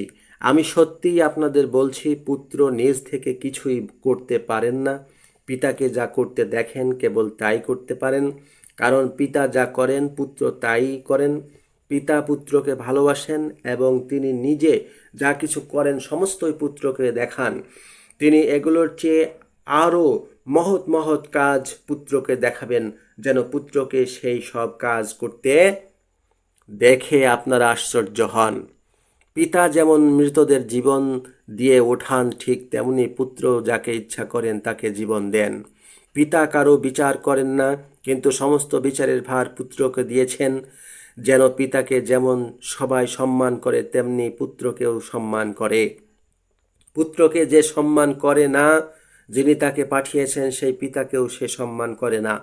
আমি আপনাদের সত্যি বলছি, আমার কথা যে শোনে এবং আমাকে যিনি পাঠিয়েছেন তার কথায় বিশ্বাস আনে, তার তার অনন্ত জীবন আছে, তাকে দোষী বলে স্থির করা হবে না। সে তো মৃত্যু থেকে জীবনে পার হয়ে গেছে। আমি আপনাদের সত্যি বলছি, এমন সময় আসছে, বরং এখনই এসেছে, যখন মৃতেরা ঈশ্বরের পুত্রের গলার আওয়াজ শুনবে, এবং যারা শুনবে তারা জীবিত হবে। এর কারণ হলো, পিতা নিজে যেমন জীবনের অধিকারী, তেমনি তিনি পুত্রকেও জীবনের অধিকারী হতে দিয়েছেন। পিতা পুত্রকে মানুষের বিচার করার অধিকার দিয়েছেন, কারণ তিনি মনুষ্যপুত্র। এই কথা শুনে আশ্চর্য হবেন না, কারণ এমন সময় আসছে, যারা কবরে আছে তারা সবাই মনুষ্যপুত্রের গলার আওয়াজ শুনে বের হয়ে আসবে। যারা ভালো কাজ করেছে তারা জীবন পাবার জন্য উঠবে, আর যারা অন্যায় কাজ করে সময় কাটিয়েছে তারা শাস্তি পাবার জন্যে উঠবে। আমি নিজ থেকে কিছুই করতে পারি না, যেমন শুনি তেমনই বিচার করি। আমি ন্যায়ভাবে বিচার করি, কারণ আমি আমার ইচ্ছা মতো কাজ করতে চাই না, কিন্তু যিনি আমাকে পাঠিয়েছেন তারই ইচ্ছা মতো কাজ করতে চাই। এখানে মথিলিখিত সুসমাচারের 25 অধ্যায়ের 31 থেকে 46 পদ সকলের মনে রাখা উচিত। এখানে যীশু খ্রিস্ট কিভাবে সমস্ত জাতির লোকদের বিচার করেছেন তা সুস্পষ্ট উল্লেখ ও বর্ণনা আছে। যোহন লিখিত সুসমাচারের 9 অধ্যায়ের 35 থেকে 37 পদে যীশু নিজেকে মনুষ্যপুত্র বলেছেন। যোহন লিখিত সুসমাচারের 10 অধ্যায়ের 17 ও 18 পদে যীশু বলেছেন, পিতা আমাকে এই জন্যে ভালোবাসেন, কারণ আমি আমার প্রাণ দেব যেন তা আবার ফিরিয়ে নিতে পারি। কেউই আমার প্রাণ আমার কাছ থেকে নিয়ে যাবে না, কিন্তু আমি নিজেই তা দেব। প্রাণ দেবার ও ক্ষমতা আমার আছে, আবার প্রাণ ফিরিয়ে নেবার ক্ষমতা আমার আছে। এই দায়িত্ব আমি আমার পিতার কাছ থেকে পেয়েছি। মথিলিখিত সুসমাচারের 12 অধ্যায়ের 41 ও 42 পদে যীশু বলেছেন, এখানে ইউনুসের চেয়েও আরও মহান একজন আছেন। এখানে সুলাইমানের চেয়ে আরও মহান একজন আছেন। যোহন লিখিত সুসমাচারের 8 অধ্যায়ের 58 পদে যীশু বলেছেন, আমি আপনাদের সত্যিই বলছি, ইব্রাহিম জন্মগ্রহণ করবার আগে থেকেই আমি আছি। প্রকাশিত বাক্যের 22 অধ্যায়ের 12 ও 13 পদে যীশু বলেছেন, দেখো আমি শীঘ্রই আসছি, এবং প্রত্যেককে তার কাজ অনুসারে দেবার পুরস্কার আমার সঙ্গেই আছে। আমি আলফা এবং ওমেগা, প্রথম ও শেষ, শুরু ও শেষ। এখন জানব আমাদের সাথে গুরু যীশুখ্রিস্টের সম্বন্ধ সম্পর্কে। পবিত্র বাইবেল থেকে উদ্ধৃতি দিচ্ছি, মনোযোগ দিয়ে শুনুন ও বুঝুন। মার্ক লিখিত সুসমাচারের 3 অধ্যায়ের 35 পদে যীশু বলেছেন, ঈশ্বরের ইচ্ছা যারা পালন করে তারাই আমার ভাই, বোন ও মা। যোহন লিখিত সুসমাচারের 15 অধ্যায়ের 14 ও 17 পদে যীশু বলেছেন, যেসব আদেশ আমি তোমাদের দিই তা যদি তোমরা পালন করো তবেই তোমরা আমার বন্ধু। এই আদেশ আমি তোমাদের দিচ্ছি যে তোমরা একে অন্যকে ভালোবাসবে। যোহন লিখিত সুসমাচারের 8 অধ্যায়ের 31 ও 32 পদে যীশু বলেছেন, আমাদের আদেশ মতো যদি আপনারা চলেন তবে সত্যি আপনারা আমার শিষ্য। তাছাড়া আপনারা সত্যকে জানতে পারবেন, আর সেই সত্যই আপনাদের মুক্ত করবে। যোহন লিখিত সুসমাচারের 17 অধ্যায়ের 17 থেকে 19 পদে যীশু প্রার্থনা করেছেন, সত্যের দ্বারা তুমি তাদের পবিত্র করো, তোমার বাক্যই সেই সত্য। তুমি যেমন আমাকে জগতে পাঠিয়েছিলে, তেমনি আমিও তাদের জগতে পাঠিয়েছি। তাদের জন্য আমি নিজেকে পবিত্র করছি, যেন সত্যের দ্বারা তাদেরও পবিত্র করা হয়। লূক লিখিত সুসমাচারের 7 অধ্যায়ের 23 পদে যীশু বলেছেন, আর ধন্য সেই যে আমাকে নিয়ে মনে কোনো বাধা না পায়। লূক লিখিত সুসমাচারের 6 অধ্যায়ের 46 পদে যীশু বলেছেন, তোমরা কেন আমাকে প্রভু প্রভু বলে ডাকো, অথচ আমি যা বলি তা করো না। যোহন লিখিত সুসমাচারের 20 অধ্যায়ের 29 পদে যিশু বলেছেন, তুমি কি আমাকে দেখেছ বলে বিশ্বাস করেছ? যারা না দেখে বিশ্বাস করে তারা ধন্য। যোহন লিখিত সুসমাচারের 14 অধ্যায়ের 12 পদে যিশু বলেছেন, আমি তোমাদের সত্যি বলছি, যদি কেউ আমাকে বিশ্বাস করে তবে আমি যেসব কাজ করি সেও তা করবে, আর আমি পিতার কাছে যাচ্ছি বলে সে এই সবের চেয়েও আরও বড় বড় কাজ করবে। যোহন লিখিত সুসমাচারের 20 অধ্যায়ের 23 পদে যিশু বলেছেন, তোমরা যদি কারো পাপ ক্ষমা করো তবে তার পাপ ক্ষমা করা হবে, আর যদি কারো পাপ ক্ষমা না করো তবে তার পাপ ক্ষমা করা হবে না। যোহন লিখিত সুসমাচারের 15 অধ্যায়ের 9 ও 10 পদে যিশু বলেছেন, পিতা যেমন আমাকে ভালোবেসেছেন আমিও তেমনি তোমাদের ভালোবেসেছি।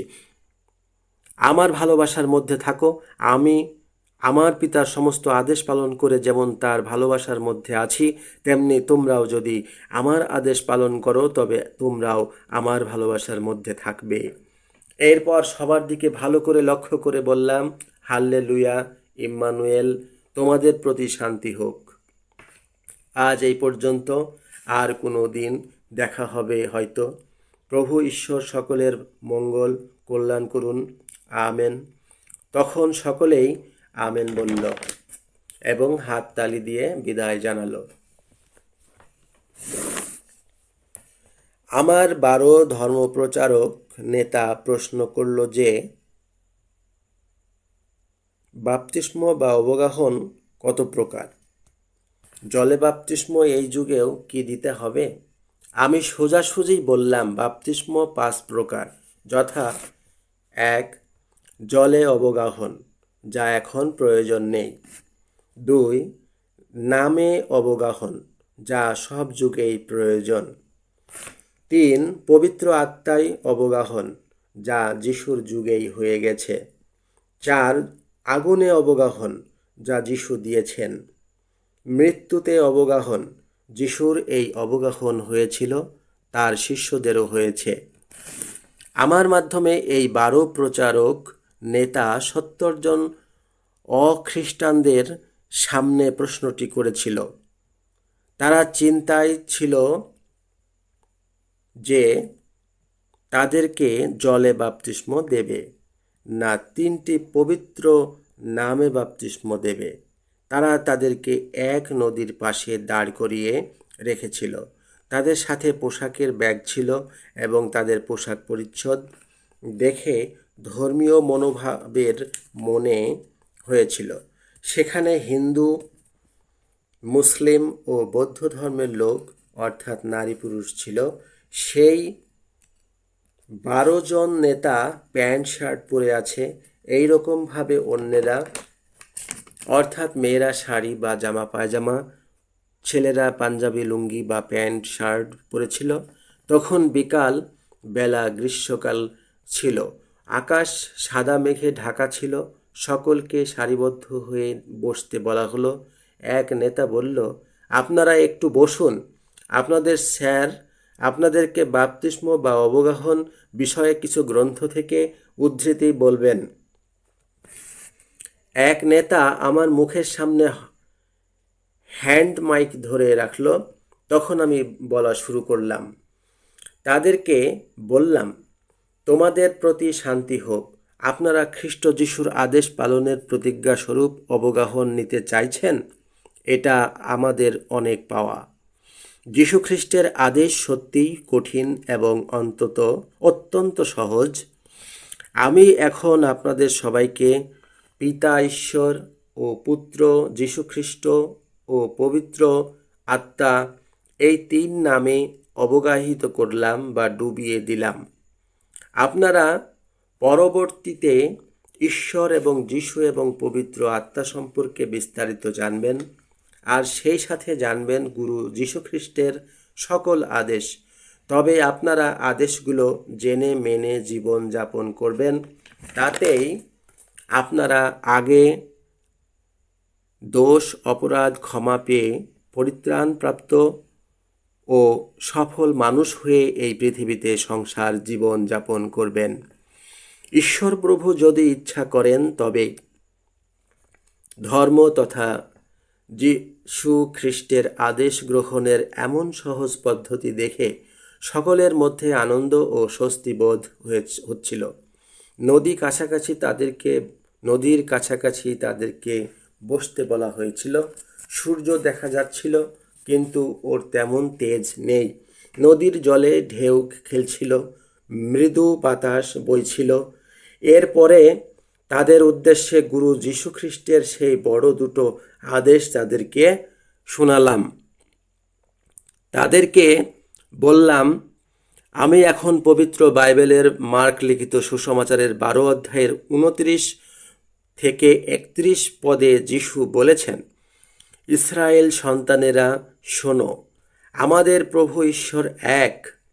তোমরা প্রত্যেকে তোমাদের সমস্ত অন্তর, সমস্ত প্রাণ, সমস্ত মন এবং সমস্ত শক্তি দিয়ে তোমাদের প্রভু ঈশ্বরকে ভালোবাসবে, তোমার প্রতিবেশীকে নিজের মতো ভালোবাসবে।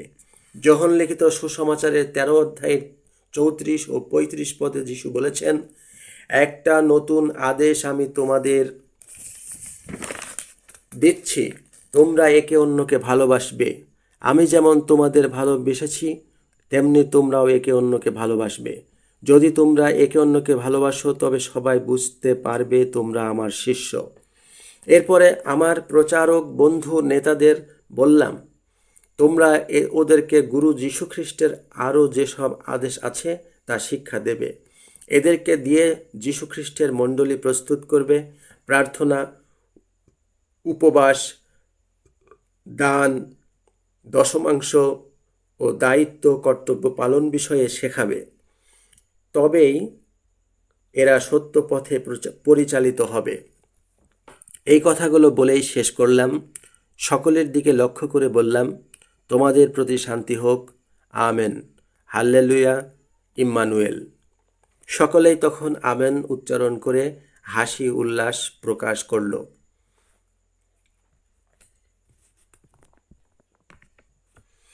সেই দিন রাতে সেই প্রচারক 12 জনকে নিয়ে বাপ্তিস্ম বা অবগাহন বিষয়ে আলোচনা করতে বসলাম। গোল টেবিলে বৈঠক করার মতোই আমরা বসেছিলাম।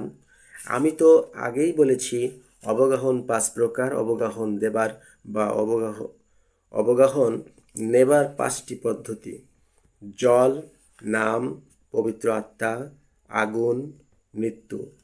এই 5টি উপায় অবগাহনের। জলে বাপ্তিস্ম বিষয়ে বলছি। যোহন লিখিত সুসমাচারের 1 অধ্যায়ের 29 থেকে 34 পদে বাপ্তিস্মদাতা নবী যোহন জলে বাপ্তিস্ম দেওয়ার উদ্দেশ্য সম্পর্কে বলেছেন, ওই দেখো ঈশ্বরের মেষ শিশু, যিনি জগতের সমস্ত পাপ দূর করেন। ইনি সেই লোক যার বিষয়ে আমি বলেছিলাম, আমার পরে একজন আসছেন, যিনি আমার চেয়ে মহান, কারণ তিনি আমার অনেক আগে থেকেই আছেন। আমি তাকে চিনতাম না, কিন্তু তিনি যেন ইসরায়েল সন্তানদের কাছে প্রকাশিত হন, সেই জন্যে আমি এসে জলে বাপ্তিস্ম দিচ্ছি। আমি পবিত্র আত্মাকে কবুতরের মতো হয়ে আকাশ থেকে নেমে এসে তার উপর থাকতে দেখেছি। আমি তাকে চিনতাম না, কিন্তু যিনি আমাকে জলে বাপ্তিস্ম দিতে পাঠিয়েছেন তিনিই আমাকে বলে দিয়েছেন, যার উপরে পবিত্র আত্মাকে নেমে এসে থাকতে দেখবে, তিনিই সেই জন যিনি পবিত্র আত্মাতে বাপ্তিস্ম দেবেন। আমি তা দেখেছি আর সাক্ষ্য দিচ্ছি যে ইনি ঈশ্বরের পুত্র। এবার নামে বাপ্তিস্ম দেওয়ার বা নেওয়ার বিষয়ে বলছি।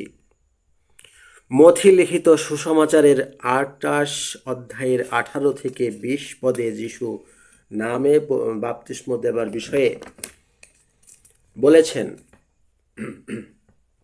স্বর্গ ও পৃথিবীর সমস্ত ক্ষমতা আমাকে দেওয়া হয়েছে। এই জন্যে তোমরা গিয়ে সমস্ত জাতির লোকদের আমার শিষ্য করো, পিতা ও পুত্র ও পবিত্র আত্মার নামে তাদের বাপ্তিস্ম দাও। আমি তোমাদের যে সব আদেশ দিয়েছি তা পালন করতে তাদের শিক্ষা দাও। দেখো, যুগের শেষ পর্যন্ত সব সময় আমি তোমাদের সঙ্গে সঙ্গে আছি। যোহন লিখিত সুসমাচারের 1 অধ্যায়ের 26 ও 31 পদে বাপ্তিস্মদাতা নবী যখন বলেছেন, আমি জলে বাপ্তিস্ম দিচ্ছি বটে, কিন্তু আপনাদের মধ্যে এমন একজন আছেন যাকে আপনারা চেনেন না। উনি সেই লোক যার আমার পরে আসার কথা ছিল। আমি তার জুতার ফিতাটা পর্যন্ত খুলে দেবার যোগ্য নই। আমি তাকে চিনতাম না, কিন্তু তিনি যেন ইসরায়েল সন্তানদের কাছে প্রকাশিত হন, সেই জন্যে আমি এসে জলে বাপ্তিস্ম দিচ্ছি। এবার যোহন লিখিত সুসমাচারের 20 অধ্যায়ের 21 থেকে 23 পদে যিশু বলেছেন, তোমাদের প্রতি শান্তি হোক, পিতা যেমন আমাকে পাঠিয়েছেন, আমিও তেমনি তোমাদের পাঠাচ্ছি। এই কথা বলে তিনি শিষ্যদের উপর ফু দিয়ে বললেন, পবিত্র আত্মাকে গ্রহণ করো। তোমরা যদি কারো পাপ ক্ষমা করো, তবে তার পাপ ক্ষমা করা হবে, আর যদি কারো পাপ ক্ষমা না করো, তবে তার পাপ ক্ষমা করা হবে না। যোহন লিখিত সুসমাচারের 1 অধ্যায়ের 33 পদে বাপ্তিস্মদাতা নবী যখন বলেছেন, আমি তাকে চিনতাম না, কিন্তু যিনি আমাকে জলে বাপ্তিস্ম দিতে পাঠিয়েছেন তিনিই আমাকেই বলে দিয়েছেন, যার উপরে পবিত্র আত্মাকে নেমে এসে থাকতে দেখবে, তিনিই সেই জন যিনি পবিত্র আত্মাতে বাপ্তিস্ম দেবেন। এবার আগুনে বাপ্তিস্ম বিষয়ে বলছি। লূক লিখিত সুসমাচারের 12 অধ্যায়ের 49 পদে যিশু বলেছেন, আমি পৃথিবীতে আগুন জ্বালাতে এসেছি, যদি তা আগেই জ্বলে উঠত তবে কত না ভালো হতো। লূক লিখিত সুসমাচারের 3 অধ্যায়ের 16 পদে বাপ্তিস্মদাতা নবী যখন বলেছেন, আমি তোমাদের জলে বাপ্তিস্ম দিচ্ছি, কিন্তু যিনি আমার চেয়ে শক্তিশালী তিনি আসছেন, আমি তার জুতার ফিতা খুলবার যোগ্য নই। তিনি পবিত্র আত্মা ও আগুনে তোমাদের বাপ্তিস্ম দেবেন। কুলা তার হাতেই আছে, তা দিয়ে তিনি তার ফসল মাড়াবার স্থান পরিষ্কার করে ফসল গোলায় জমা করবেন, কিন্তু যে আগুন কখনো নেভে না, তাতে তিনি তুষ পুড়িয়ে ফেলবেন। এবার মৃত্যুতে বাপ্তিস্ম গ্রহণ বিষয়ে মার্ক লিখিত সুসমাচারের 10 অধ্যায়ের 39 ও 40 পদে যিশু বলেছেন, যে দুঃখের পানপাত্রে আমি খাবো তোমরা তাতে খাবে, আর যে বাপ্তিস্ম আমি নেব তা তোমরাও নেবে, কিন্তু আমার ডানে বা বামে বসতে দেবার অধিকার আমার নেই। ওই স্থানগুলো যাদের জন্য ঠিক করা আছে তারাই তা পাবে। লূক লিখিত সুসমাচারের 12 অধ্যায়ের 50 পদে যিশু বলেছেন, আমাকে একটা বাপ্তিস্ম নিতে হবে, আর যতদিন পর্যন্ত না তা হয় ততদিন পর্যন্ত আমার দুঃখের শেষ নেই। মার্ক লিখিত সুসমাচার 16 অধ্যায়ের 16 ও 17 পদে যিশু বলেছেন, যে কেউ বিশ্বাস করে এবং বাপ্তিস্ম নেয় সেই পরিত্রাণ পাবে, কিন্তু যে বিশ্বাস করে না, ঈশ্বর তাকে দোষী বলে স্থির করে শাস্তি দেবেন। যারা বিশ্বাস করে তাদের মধ্যে এই চিহ্নগুলো দেখা যাবে। আমার নামে তারা ভূত ছাড়াবে, তারা নতুন নতুন ভাষায় কথা বলবে, তারা হাতে করে সাপ তুলে ধরবে, যদি তারা ভীষণ বিষাক্ত কিছু খায় তবে তাদের কোনো ক্ষতি হবে না, আর তারা রোগীদের গায়ে হাত দিলে রোগীরা ভালো হবে। যোহন লিখিত সুসমাচারের 3 অধ্যায়ের 5 থেকে 8 পদে যিশু বলেছেন, আমি আপনাকে সত্যি বলছি, জল এবং পবিত্র আত্মা থেকে জন্ম না হলে কেউই ঈশ্বরের রাজ্যে ঢুকতে পারে না। মানুষ থেকে যা জন্মে তা মানুষ, আর যা পবিত্র আত্মা থেকে জন্মে তা আত্মা। আমি যে আপনাকে বললাম আপনার নতুন করে জন্ম হওয়া দরকার, এতে আশ্চর্য হবেন না। বাতাস যে দিকে ইচ্ছা সেই দিকে বয়, আর আপনি তার শব্দ শুনতে পান, কিন্তু কোথা থেকে আসে এবং কোথায় বা যায় তা আপনি জানেন না। পবিত্র আত্মা থেকে যাদের জন্ম হয়েছে তাদেরও ঠিক সেই রকম হয়। তখন তারা সমস্বরে বলল, হ্যাঁ, আমরা অবগাহন বিষয়ে আজ ভয়হীন, স্পষ্টভাবে বুঝলাম। আমি একটু হেসে বললাম, তাহলে আর একটি পরিচ্ছদ পড়ে তোমাদেরকে শোনাচ্ছি। মথি লিখিত সুসমাচারের 10 অধ্যায়ের 16 এবং 24 থেকে 32 এবং 37 থেকে 42 পদে যীশু খ্রিস্ট বলেছেন, দেখো, আমি নেকড়ে বাঘের মধ্যে ভেড়ার মতো তোমাদের পাঠাচ্ছি। এই জন্যে সাপের মতো সতর্ক এবং কবুতরের মতো সরল হও। শিক্ষক থেকে ছাত্র বড় নয় এবং মনিব থেকে দাস বড় নয়। ছাত্রের পক্ষে শিক্ষকের মতো হওয়া এবং দাসের পক্ষে মনিবের মতো হওয়াই যথেষ্ট। ঘরের কর্তাকেই যখন তারা বেলসবুল বলেছে, তখন ঘরের জন্য অন্য সবাইকে আরও কত বেশি করেই না বেলসবুল বলবে। তবে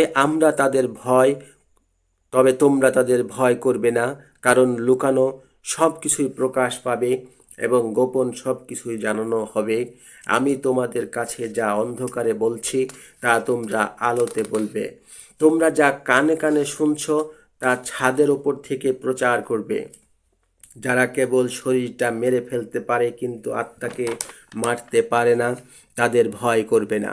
যিনি শরীর ও আত্মা দুটোই নরকে ধ্বংস করতে পারেন, বরং তাকেই ভয় করো। দুটো চড়াই পাখি কি সামান্য দামে বিক্রি হয় না? তবুও তোমাদের পিতার অনুমতি ছাড়া তাদের একটাও মাটিতে পড়ে না। এমনকি তোমাদের মাথার চুলগুলো গোনা আছে। আজ কাজ তো তোমরা কাজে তোমরা ভয় পাবে না। অনেক অনেক চড়াই পাখির চেয়েও তোমাদের মূল্য অনেক বেশি। যে কেউ মানুষের সামনে আমাকে স্বীকার করে, আমিও আমার স্বর্গের পিতার সামনে তাকে স্বীকার করব। কিন্তু যে কেউ মানুষের সামনে আমাকে অস্বীকার করে, আমিও আমার স্বর্গের পিতার সামনে তাকে অস্বীকার করব।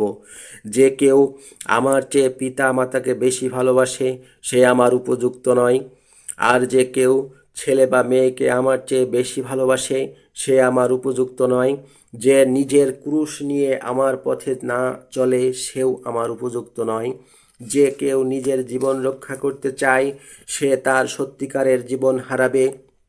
কিন্তু যে কেউ আমার জন্যে তার প্রাণ হারায়, সে তার সত্যিকারের জীবন রক্ষা করবে। যে তোমাদের গ্রহণ করে, সে আমাকেই গ্রহণ করে। আর যে আমাকে গ্রহণ করে, আমাকে যিনি পাঠিয়েছেন সে তাকেই গ্রহণ করে। কোনো নবীকে যদি কেউ নবী বলে গ্রহণ করে, তবে নবী যে পুরস্কার পাবে সেও সেই পুরস্কার পাবে। একজন ঈশ্বরভক্ত লোককে যদি কেউ ঈশ্বরভক্ত বলে গ্রহণ করে, তবে ঈশ্বরভক্ত লোক যে পুরস্কার পাবে সেও সেই পুরস্কার পাবে। যে কেউ এই সামান্য লোকদের মধ্যে একজনকে আমার শিষ্য বলে এক পানপাত্র ঠান্ডা জল দেয়, আমি তোমাদের সত্যি বলছি, সে কোনো মতে তার পুরস্কার হারাবে না। লূক লিখিত সুসমাচারের 9 অধ্যায়ের 62 পদে যিশু বলেছেন, লাঙলে হাত দিয়ে যে পেছন দিকে তাকিয়ে থাকে সে ঈশ্বরের রাজ্যের উপযুক্ত নয়। মথি লিখিত সুসমাচার 11 অধ্যায়ের 28 থেকে 30 পদে যিশু বলেছেন, তোমরা যারা ক্লান্ত ও বোঝা বয়ে বেড়াচ্ছ, তোমরা সবাই আমার কাছে এসো, আমি তোমার বিশ্রাম দেব। আমার জোয়াল তোমাদের ওপর তুলে নাও ও আমার কাছ থেকে শেখো, কারণ আমার স্বভাব নরম ও নম্র। এতে তোমার অন্তরে বিশ্রাম পাবে, কারণ আমার জোয়াল বয়ে নেওয়া সহজ ও আমার বোঝা হালকা।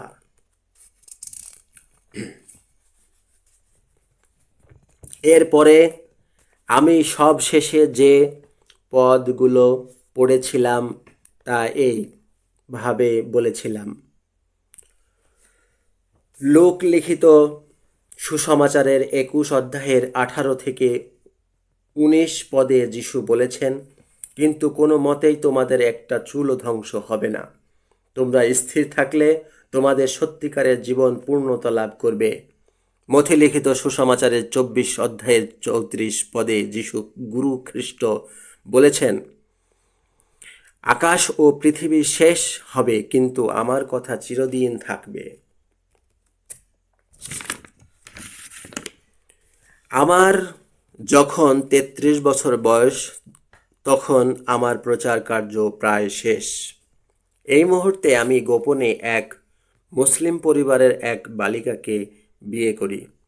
তার নাম রিমা খাতুন। সংসার জীবন সবে আরম্ভ করলাম, আর এই আরম্ভ থেকেই এই সাহস নামক খ্রিস্টের আদেশ প্রচার কাজ শেষ না করে চলতেই থাকলো। সমগ্র দেশ জুড়ে সহজ পদ্ধতিতে কেবল গুরু খ্রিস্ট যিশুর নাম ও আদেশ প্রচার ও পালন হতে আরম্ভ হলো। এখন এই দেশ যীশুখ্রিস্টের শিষ্য ও শিষ্যাদের হয়ে গেছে।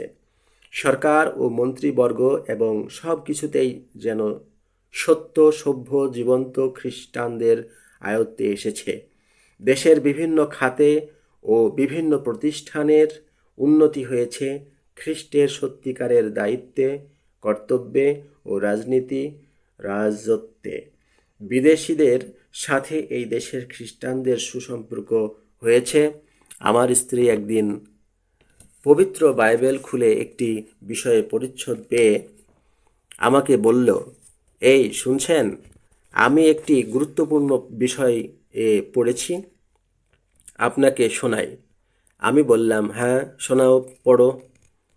তখন রিমা বলল, মথিলিখিত সুসমাচারের 5 অধ্যায়ের 27 থেকে 32 পদে যীশুখ্রিস্ট বলেছেন, তোমরা বলতে শুনেছ এই কথা বলা হয়েছে, ব্যভিচার করবে না। কিন্তু আমি তোমাদের বলছি, যে কেউ কোনো স্ত্রীলোকের দিকে কামনার চোখে তাকায়, সে তখনই মনে মনে তার সঙ্গে ব্যভিচার করল। মার্ক লিখিত সুসমাচারের 10 অধ্যায়ের 6 থেকে 9 পর্যন্ত পদে যিশু বলেছেন, সৃষ্টির শুরুতে ঈশ্বর তাদের পুরুষ ও স্ত্রীলোক করে সৃষ্টি করেছিলেন।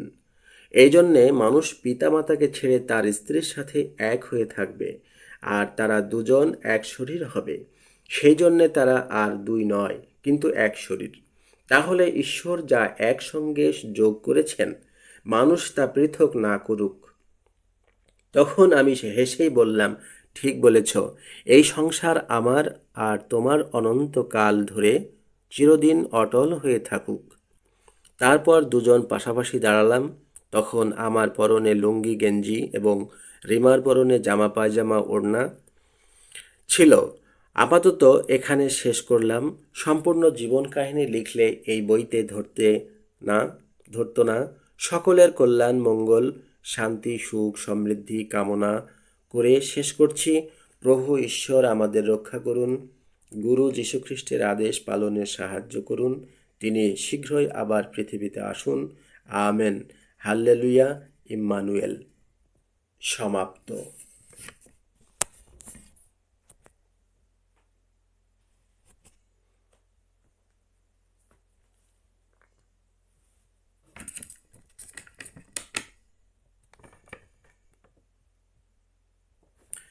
আচ্ছা।